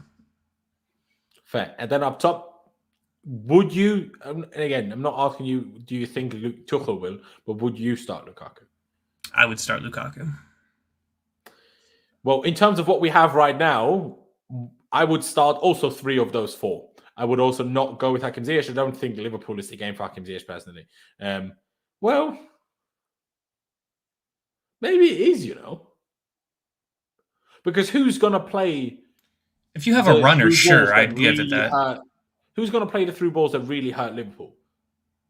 I mean, if you have a runner, I mean, I don't think Lukaku's going to be that dynamic runner who's going to outrun Van Dijk. I think Lukaku's going to separate Van Dijk, and then you're going to have to take on. I mean, Trent Alexander-Arnold is not going to be a defensive problem, so. Cho or Pulisic are the best options over there to exploit him. And then you'd have Joel Matip, who is better this season, who is probably better going forward than he is defensively. So I think Lukaku versus Van Dijk is your best option. And then you'd have to have like a dribbler or somebody that you're going to pretty much want to exploit Trent with. So that's where my thinking would be. So I don't think... I agree. If Ziyech plays, one of these two needs to be a right wing back because we need one more dribbler, sprinter, runner. Although can either Callum or Pulley dribble at the moment? No. At least Callum last game and Pulley hasn't been able to dribble for way too long. Other than a few occasions. Because yes, he should have had a penalty against Brighton, but he also lost the ball before that himself because he just tripped over it, which is a bit silly. And I see what you're saying, but personally, I disagree. I don't think Liverpool will set up deep enough for Lukaku to be acting like much of a hold-up player, if I'm being perfectly honest. So I think there will be a lot of dynamicism, if that's the... I can't say it. Anyway, gave up on that. But fair enough. I mean, we have a Cho/Pulley now because we have 2 people. Charlie said Cho, you said Pulisic. So, Jem, Is it between Callum and Pulisic for you as well? Would you throw Ziyech in there? I mean, obviously, I know also Alex in the chat talked about Kai Havertz. I'm not going to throw Kai Havertz in this lineup that I want. Maybe obviously you guys will, but I'm not, because I just think it's so unlikely that he's fit to start that it's just pointless. I want Havertz, personally. I mean, fair enough, but do you I just don't see it as any likelihood in him. The reason possible to get out of him. You say that, but he's been training. He's just not been played. He's right. He's not had match minutes, but he's been training. No. He just. Here's my thinking with that. He was there. He was at Brighton. So the reason why I wouldn't play Havertz is if you need to go to the bench, you're not going to have anybody. Timo's not going to be on the bench. He just came back last night. You are going to have someone. That's my point. You're going to have Pulisic on the bench, and you can. I'm not bringing Pulisic on for Lukaku.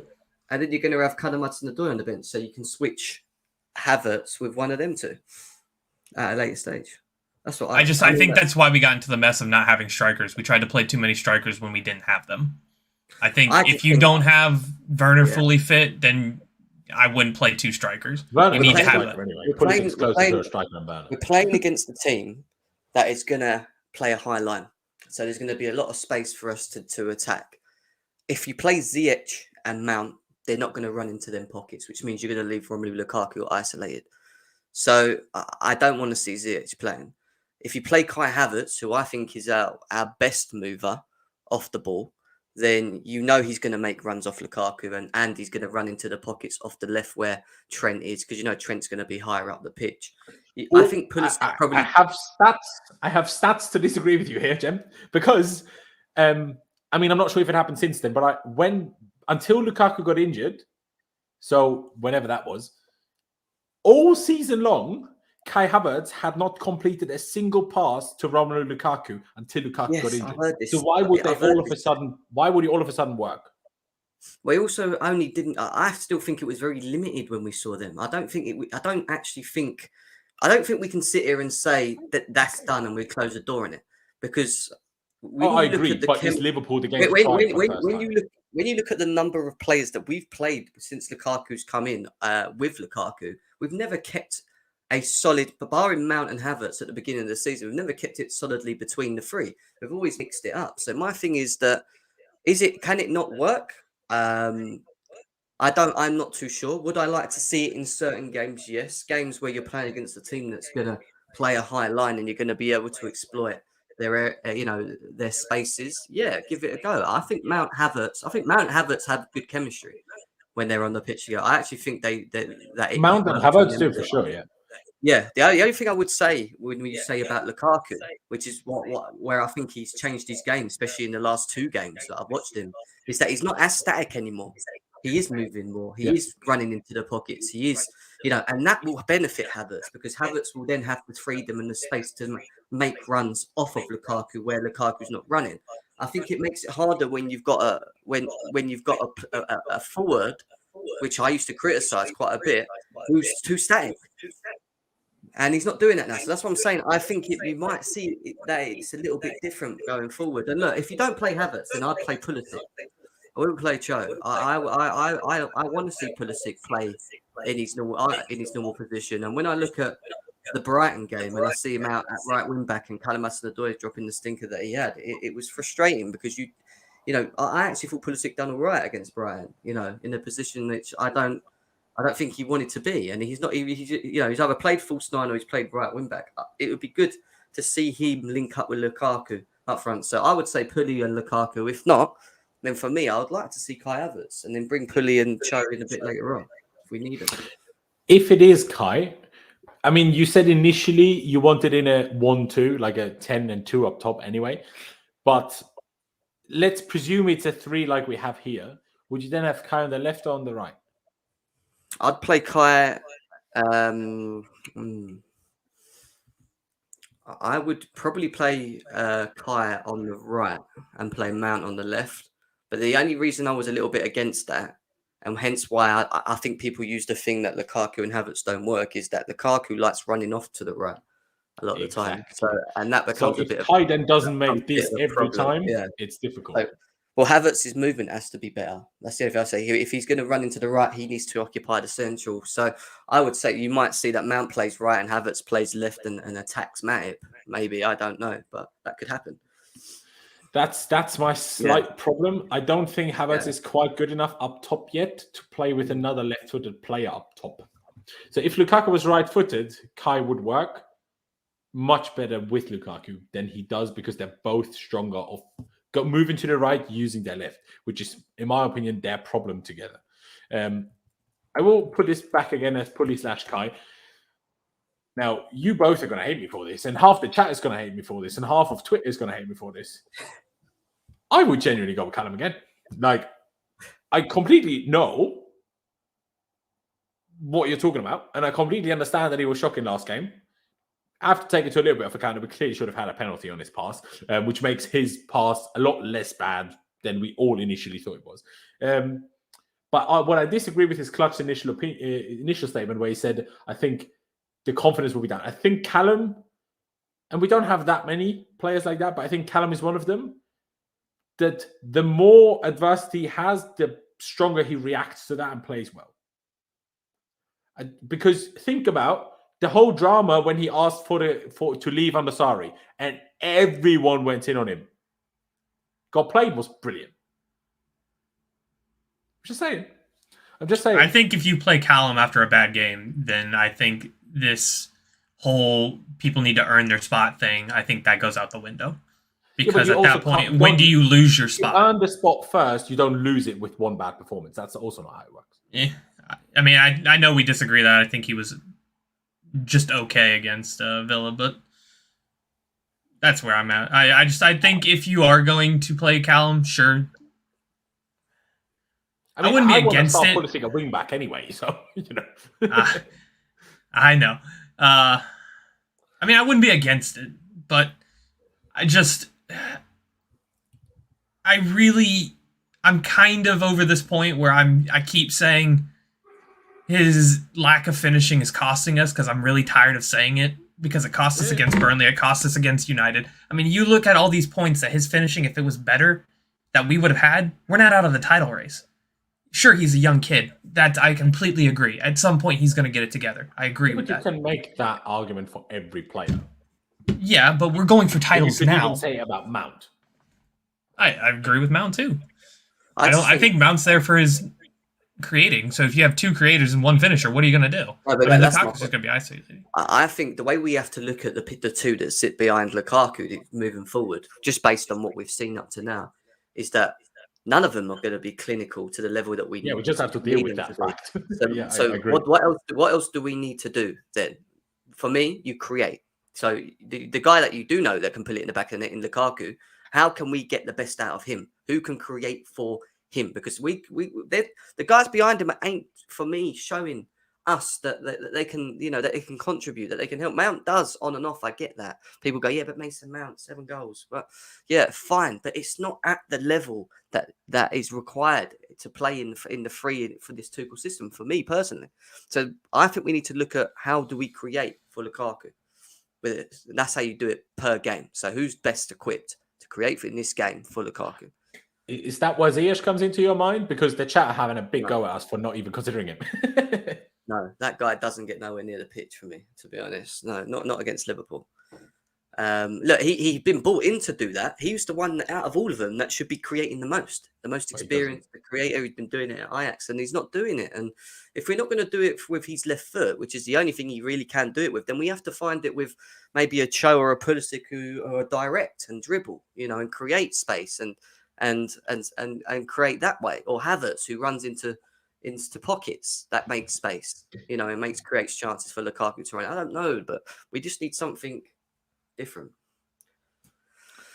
I think if you're looking to create for Lukaku, I don't think Kai's the creator. I think Kai, I don't know, because he can be, but that's the problem. We have not seen it at Chelsea. We have not seen the dribbling that we used to see. We do not see. We see his best moments are him running off the ball, how he's creating space for others. So, and I don't think this. I think Lukaku's big adversary of this game is going to be Van Dijk. I don't think it's going to matter where Havertz moves. I think Van Dijk will be on Lukaku regardless. I don't think they're going to mess around with that. I think it's going to be They're not wherever gonna Lukaku goes, Van man-mark Dijk. Lukaku. There's no chance Klopp man marks anyone. Maybe not, but I think it's been a while since since Van Dijk's been going up against somebody like Lukaku. So, but to be honest, if anything, that's a good thing anyway. Because if Lukaku is less static, just make Van Dijk move around, and that should in itself should create space. If they do what Clutch says they do, best thing for us. That in my opinion, if they do that, it gives us the biggest chance of winning.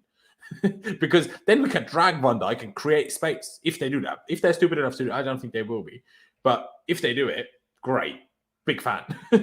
But Mohamed, no. You are not dropping the only guy that's scoring goals for us. I mean, yes, Lukaku the last 2 games. But he's the guy that's more busy giving interviews. We're not dropping the only guy that scores goals. I'm not saying he's always been great. No, I'm not. But to be talking about things like drop Mount, you're mental. And Alex John, I do not want Werner back. And to talk about Hakim Ziyech, I quickly just what I might fancy. Right, just quickly. I wouldn't. All right, that didn't work. I wouldn't hate Ziyech. I don't really care which way around it is personally. Well, actually, no, I do care. That, and that. Especially if Alisson's out. And these two, you and you, just shoot at that goalkeeper as much as you bloody can. Go for that top corner every chance you get. Don't even give Lukaku the ball. Who gives a shit? He's busy talking to Italian media anyway.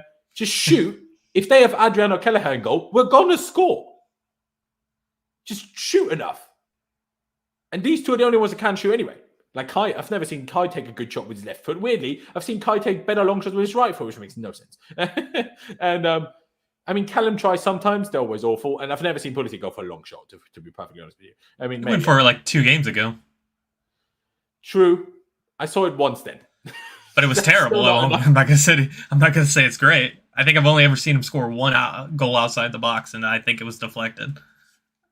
Well, there you go. Remember correctly. But I still want Pulisic here. Hey, if it's Callum, fine. But I fear with Callum that he can't be bothered again, like against Zenit. That's why I wouldn't go Callum a right wing back. But is Callum better suited to it? Yes. But I wouldn't hate Ziyech in there for the shooting, for a couple of the passes. I wouldn't hate it. Just because I don't think either Callum or Kai or Pully in that forward line quite give us what we need against Liverpool. Because I don't think Pulisic's dribbling at the moment isn't good enough to beat enough players to on the transition. Callum's decision making on the transition isn't good enough. And Kai, I'm not sure if he's fit enough. And even if he is fit enough, before I pick him for a game against Liverpool, I need some evidence that him and Lukaku works. That's just my point of view. But because we have literally 3 different opinions on who should be playing on the left, even though Jem wants kind of right, but then it would switch in that said role, I suppose. I'm just going to put all 3, and we're not going to have a final decision because we do need to wrap this up soon because I do want to talk about 2 or 3 other things. And that is number 1, I forgot. So let's talk about Rudiger first. Rudiger apparently not off, but the Real Madrid or Rudiger to Real Madrid is apparently off because they now don't want to pay him all the money, 20 million sign-on fee, which they were happy to pay for David Alaba last season. But apparently not anymore now, which I'm quite, on the one hand, funny. On the other hand, a bit weird, but also totally logical because how on earth are Real Madrid, especially with the wage cap in La Liga still existing, how on earth could they possibly get Mbappe on a free? So he's probably going to be on like a bloody €1 million a week. Like, let's be honest. If Rudiger gets 400k a week as a free agent, think about what Mbappe would get as a free agent. Like, think about that. So, plus they apparently want to sign Haaland. I mean, yes, I know some people talk about Barcelona and Haaland all the time. Not sure if I back it. Gem, are you frozen? No, you're not. It's just so you're blinking. I was not sure if my internet was down or something. Anyway, and I'm talking to thin air. Haaland, whether yes, he will cost a lot of money, but he will still be on ridiculous wages and 400k a week to Rudiger.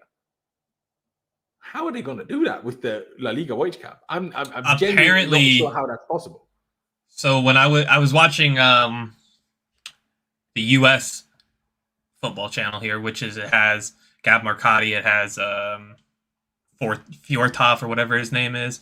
And they were talking about how how Real Madrid could afford both Haaland and Mbappe. Apparently, since Isco's out of contract, Bale's out of contract, Modric is out of contract, and someone else is out of contract that they don't plan on re-signing. Are they letting Modric go? They don't know yet. Their goal is to. I don't think they will, but I think they're going to wait until they figure out their situation, because apparently Bale makes enough to cover both, or cover at least Mbappe alone, according to what they said that they're going to offer. Bale makes. I think them people just don't understand how much money Mbappe's going to be on. Could be.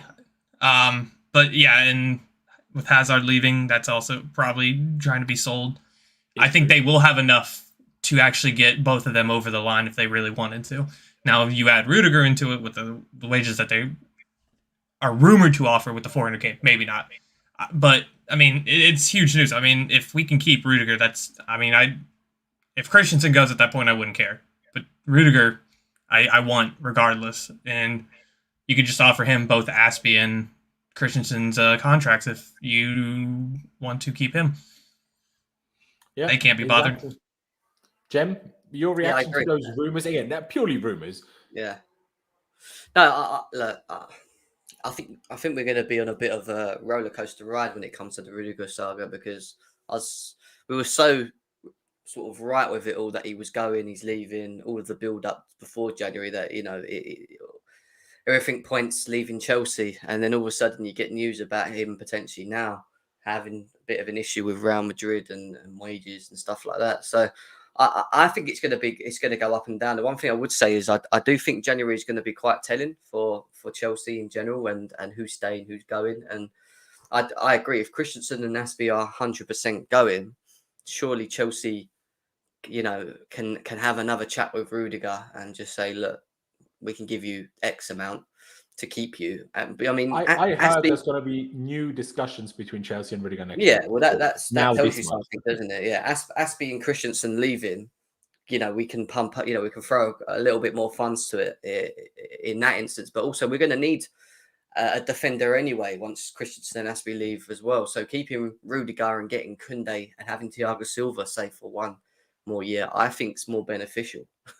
If you want my opinion, I think we actually won if Christensen leaves and Rudiger stays. If I had to choose out of two, I'd choose Rudiger over Christensen, is what I'm saying. I know some people say Christensen's the younger guy, he's 26, we should keep him, you know, but it's irrelevant. If you have Chalobah and Chilwell, it doesn't matter if one of the guys 25. Yeah, it doesn't matter. Exactly. Yeah, facts. Yeah. Especially if we're going to sign one anyway who's young. So regardless of who leaves, you know what I mean? And especially then, if we're going to sign someone that's young, whether it's De Ligt, even though he's a bit of a leader at a young age, but if it's De Ligt or Koundé, who are roughly the same age, they're really young. So then I'd especially prefer to keep the older guy. But I've always thought it was, I say always, for a few months, I thought it was going to be one of Rudiger and Christensen that stays, which for the last few months, I've always thought it must be Christensen because it just seemed less likely for Rudiger to still stay.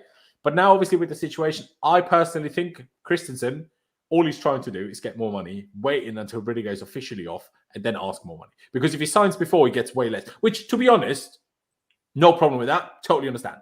Like, it's an intelligent move. If that's what he's trying to do, it makes complete sense from his own personal financial perspective. Why wouldn't he do that? Why wouldn't he try to get himself the most money possible? I mean, yes, he's from the academy, but essentially he's looking out for himself, for his family. If you saw a chance at your job getting a raise, why would you not take it? That'd be stupid, right? So, but then if there is a chance that Rudiger now all of a sudden stays, then I think Christensen's now fully off, because I think he's pissed Chelsea off enough that if they can keep Rudiger, they're like, off you go then.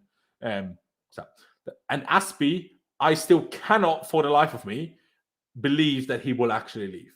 I still think that guy, that makes no sense to me, especially to Barcelona. Like, he's 0 rating.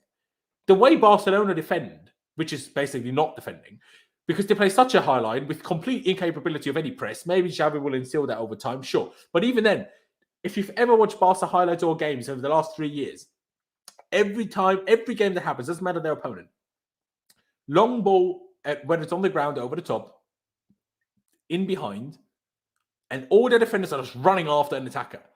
Do you really want Aspie to be running after an attacker? No, you don't.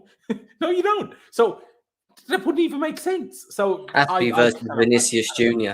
El Clasico. Aspie versus Vinicius. Can you imagine that? Vinicius against Aspie down the week. Oh my god. Oh yeah. Well, we say that. Didn't Vinicius play against Aspie in the Champions League semi-final last year? He played him. He did actually, didn't he? He did, yeah. He dealt with him. So, he dealt with him. Yeah. He dealt with him. But that was a different Vinicius and also a slightly different Aspie, I must say. At least on current form. Maybe Aspie finds better form again, and then we talking differently. But on current form, Aspie's struggling a little bit. I personally, because he's a bit old, but he's not that old. Like, why do we all just assume that Aspie is completely incapable of playing until he's 37, 38, like Thiago is? He might be able to do this. He's not as good in terms of positional and reading the game. I get it. What I'm saying is physically. So I think it could be age that's Aspie's problem. It could also just be a bad spell of form. Happens to every player. Like, bloody Hazard had a shit season, and we still all knew he was fantastic. But still, for an entire season, the guy was dog shit until Liverpool late in the season when he turned out. When he decided to turn up. I think the thing that's dragging Aspie down is his pace, though. That's what's really getting him in trouble. So that's why I'm like, I don't care if he stays or go. What was he doing at Barcelona at right back? Because they're not going to sign him for centre back in the back four. I mean, if he goes, he goes. I mean, I love Aspie to death.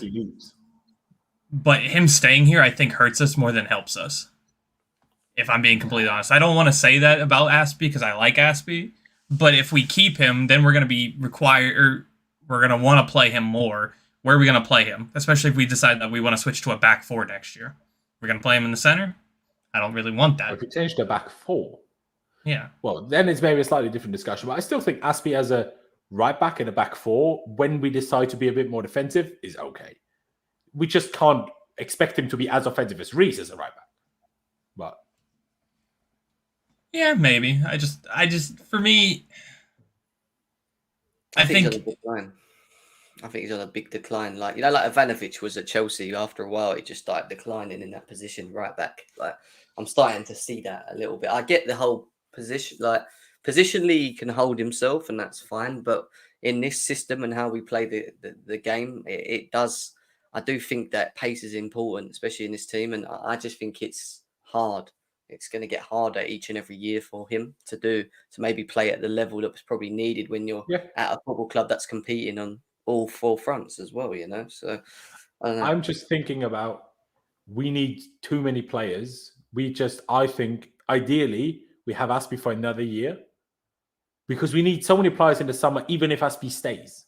Aspie for another year and then look to replace Aspie, because we can't replace 7 players in the same window. That's the direction we're going to. Imagine Lukaku leaves as well. The amount of players we need to replace. We can't all do it at the same time. It's physically impossible. Like, physically impossible in terms of money at once, but also physically impossible to get all the players we want, especially if they're all in the same position. How many first choice targets can you get? Do you know what I mean? So that's what I'm saying. But the last thing we should probably discuss is, well, we're still interested in Digne. Hopefully it doesn't take weeks again. It's the evening of the 1st of January. Chelsea, why hasn't he been signed yet? It's been weeks since a week at least since we figured out Ben Chilwell needs surgery. It's been a few days since he bloody had surgery. So why haven't we signed him yet? But right side, apparently, even though Newcastle have made an official bid and have been working on signing Kieran Trippier from Atletico Madrid for a while, apparently there's a little link that we might like to dip into that possibility. What do we think about said possibility, Jim? The possibility of signing him for 25 million and him being a Chelsea. Is that what is rumored for Trippier? Oh, right, Trippier. I thought you were talking about... Trippier. I mean, you can talk about Digne as well. I guess I hadn't had your opinion on him. But we've spoken about Digne before, hence why I didn't really want to go to all right. Well, you can talk about both of them. Go on. Well, Trippier to Newcastle makes a lot of sense, doesn't it? To be fair, I think he's a player that... I think from his... Yeah, that's what I'm saying. For him, I don't understand. There's a risk there. Why would he go there? Yeah, I mean, listen, Newcastle are going to eventually going to start buying. I think they're going to buy high-profile players. I just don't think they're going to get the big name. I think it'll be names that are big. Like, I'll give you an example, like Dembele for Barcelona, someone that's his name, but he's just never really took off there. Do you know what I mean? Like that, they're the type of players that I can see going to Newcastle at a later stage. So I think they're going to start building towards the project that they have in their head and maybe start off low. They know they're not going to be able to go and approach Haaland, who's available, and say, look, we can give him the wage, but they ain't going to be able to give him the football. They might be in the Championship. Haaland, do you want to come and play for us in the Championship? We'll give you $500,000 a week. Like I don't think that's the kind of thing they're going to do. But yeah, it's going to be interesting with Newcastle. I think Newcastle are going to eventually, the next couple of years, I do think they're going to be another team that's going to be up there with the Chelseas and the Man Cities. Whether they're winning things or not, I don't know, but we'll have to see. I agree. Like, I think less so, it depends on what you mean by couple, but I'm thinking like 4 or 5 years, then they can be a threat, regardless of whether they get relegated this season or not. It doesn't really change that much. I mean, it slows them down, but essentially won't stop what's going to happen. But let's say we could, because I still think telling Trippier right now, we're going to win a Champions League right now, we're going to win a Champions League next season. None of that is going to happen for Newcastle. And we're not going to pay him badly either. So if I think if we tried, he might say yes. I mean, he's already on the bench for Atletico, so yeah. I mean, he's a professional, experienced player. I mean, are you asking him to come in and play? Where would you want him to play? Right wing back or left wing back? Oh, right wing back. Yeah, you don't want him playing left wing back, do you? But he can play both. I think that's a good distinction. If you're gonna, can't play both. Only Gareth he's done it for England. He's done it for England. Yeah, exactly. Gareth Southgate, but nobody else with a brain does.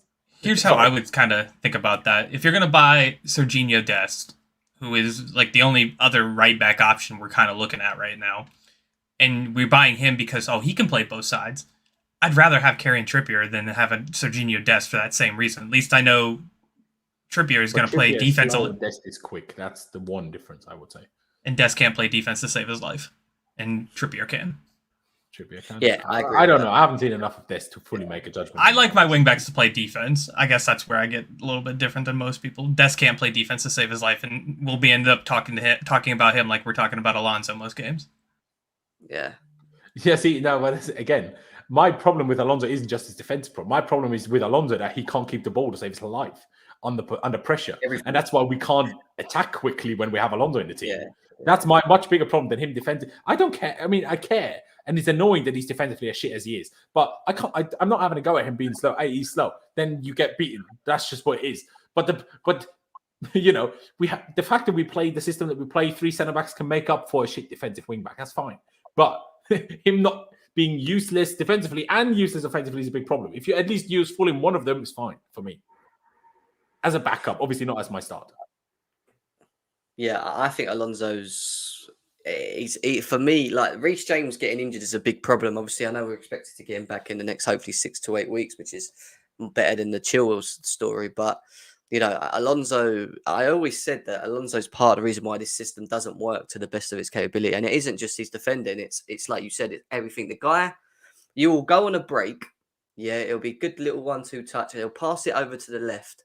And then by the time he passes it, the whole opposition's team will be back in their positions ready to, and he's gone backwards with his pass.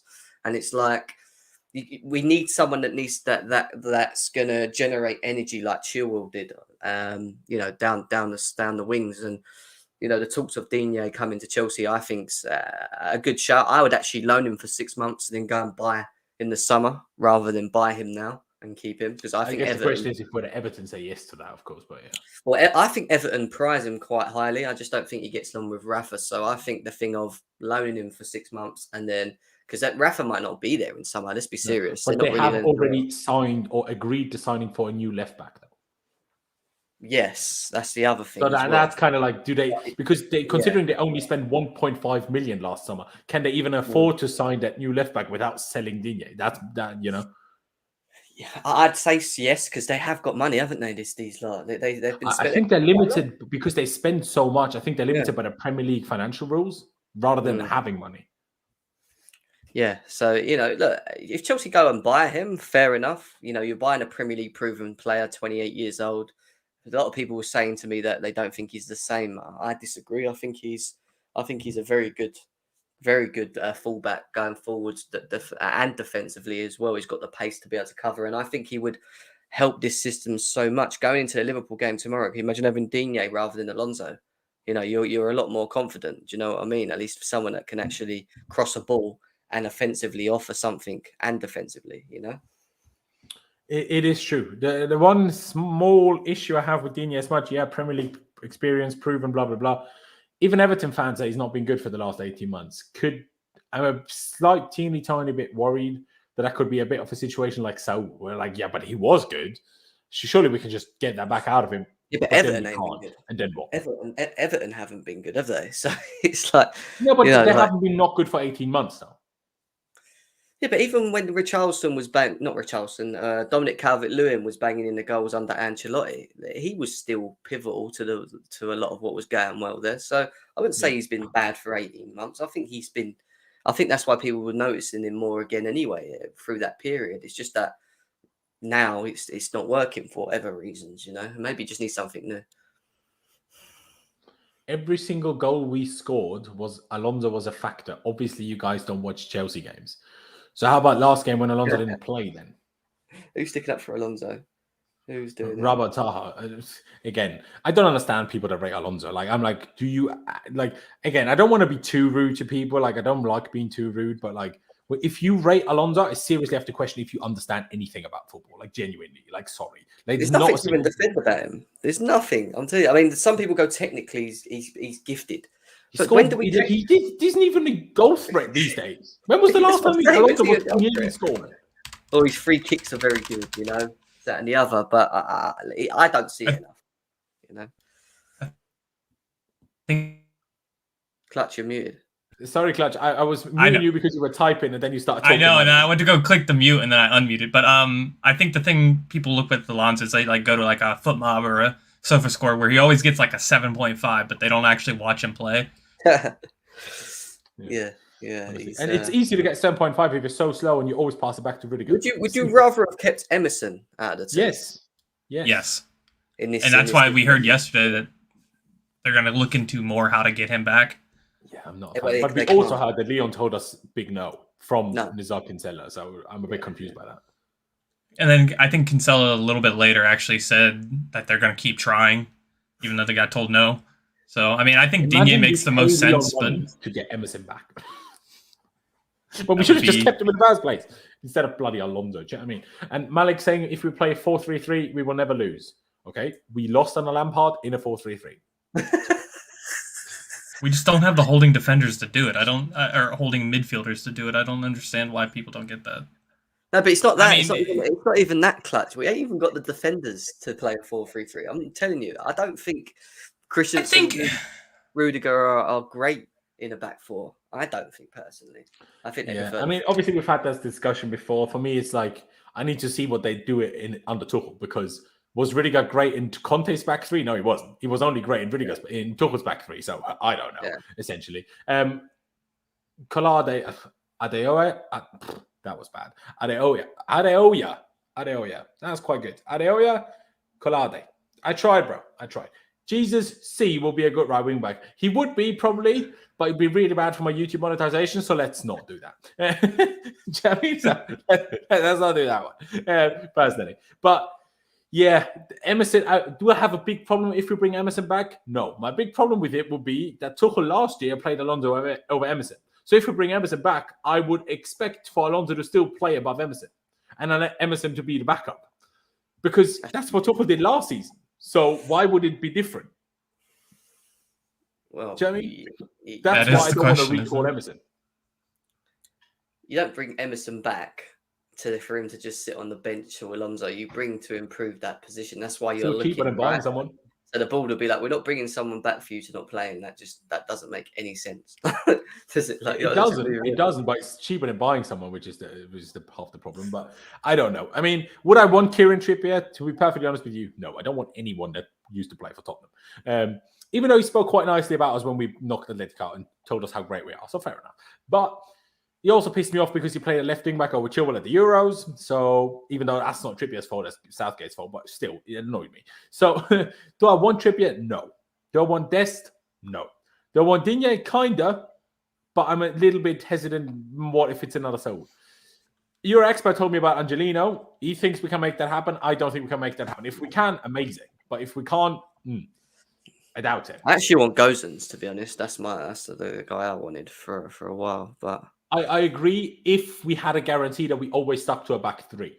because Gosling cannot play a back four. Is my problem. That's true. That's the only thing. I think this is the problem, right? When we go and buy whoever we're going to buy, are we buying the player for the versatility in terms of the long run, or are we just buying for this system that because Tuchel might be here for a while, and Tuchel might just be of the instance that he wants to play this system all the way through. We might never get that system switch, even though we keep hearing that he wants to switch it. We keep hearing that every time we fall into this, and that's why we hear that he wants Rice so badly. Because everywhere he's been in his career, Mainz, Dortmund, PSG, he's always changed formation so often. So the fact that with us, he always wants to play the same formation is super illogical. So that's why I just can't imagine he doesn't want to, if that makes sense. Well, Michael Wilson with the question. Sorry, go on, Jim. Go on. Well, we keep hearing we can't switch to a back four specifically because we have Jorginho. Specifically because of him alone. Yeah, because he can't play in a back four. No, that's what we hear. That's what I heard.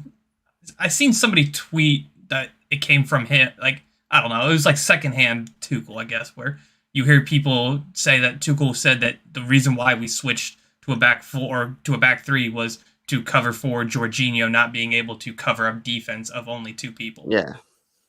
As a single DM, with how pressing we want to play, maybe. But who's to... Have you never heard of a 4-2-3-1? You can play two DMs and a back four. That is possible. I don't think he sees Conte as a DM, though. I don't think he sees him like that at all. Yeah, but that doesn't matter. It's 4-2-3-1. It's not FIFA I think he can. If someone is a DM, they can never go forward. Do you know what I mean? Yeah. I think if you play that two pivot midfield, you want a big, tall midfielder who's going to win the ball back. But it's not like it's physically... I mean, I agree that to some extent, to make Jorginho better, or not better, but to bring his strengths out as much as we can, the back three aids him a little bit at that. But I also don't think... I think he's way too good to say, he can never play another formation. That's silly. And I don't think Tuchel thinks that either. And just to react to Michael's point here, well, after Brighton, he said we don't have any wing backs. And Alonso is fit. So, judging from that, I don't think he rates Alonso that highly, if I'm being perfectly honest with you. But, yeah, I mean, apparently Football London has reported that we want to sell Ziyech, Barkley and Loftus-Cheek in January. Now, unless they're very confident about getting Tchouaméni, I'm pretty sure we're not selling Loftus-Cheek. But now, at least. We might in the summer, but now, unless we sign a midfielder, that would be crazy. But anyway, I think we're going to round it out here. I say I think. We're definitely going to round it out here because we're going for nearly 2 hours. But we still have over 260 people watching, which I massively appreciate, ladies and gentlemen. So if you haven't already, please be sure to subscribe. We're getting especially ever closer to 13K, even though the main target right now is obviously 50K. But every new subscriber counts. So please hit the subscribe button, the big red subscribe button down below. Means a lot. So please do that. Smash the like button for me as well, because it doesn't cost you any money and it doesn't cost you any time. So please do that. But yeah, big shout out to Jem again for coming on, especially sticking around for so long. Check out his channel, GNA TV. Link is down in the description. Obviously, big shout out to Charlie, who was on until earlier as well. His link is also down in the description. And of course, to Big Clutch, link to his Twitter is also down in the description. Ladies and gentlemen, thank you guys for watching. I appreciate every single one of you loads, especially for sticking around for so long. I forgot something. Score prediction. Jem, obviously, you gave us your... No, I didn't actually hear your score prediction because I left before you said yours. So yeah, I'll go with you first, Jem. What's your score prediction? Either 2-1 Chelsea or 2-0 Chelsea. I love it. I love the optimism. There you go. Clutch, what about you? 2-1 Chelsea. I want that. You want that? Yep, I want it. I want 2-1 Chelsea. That's what I want. I'm not confident we're going to hold a clean sheet, but I want that. Fair enough. I want that too. I want that too. Now, my score prediction is going to be 1-0 Chelsea, but that's being optimistic. My honest score prediction is 1-0 because we play every game at home 1-0. So, if I had to put money on it, how can I put money on anything different? But yeah, we're going to round it out here. Ladies and gentlemen, thank you guys for watching. Up to Chelsea. Up to Let's hope we can get something out of tomorrow. That would be a miracle and a half. Let's see if Lukaku starts. But yeah, thank you guys for watching. Up to Chelsea, upwards and onwards, and we'll see you.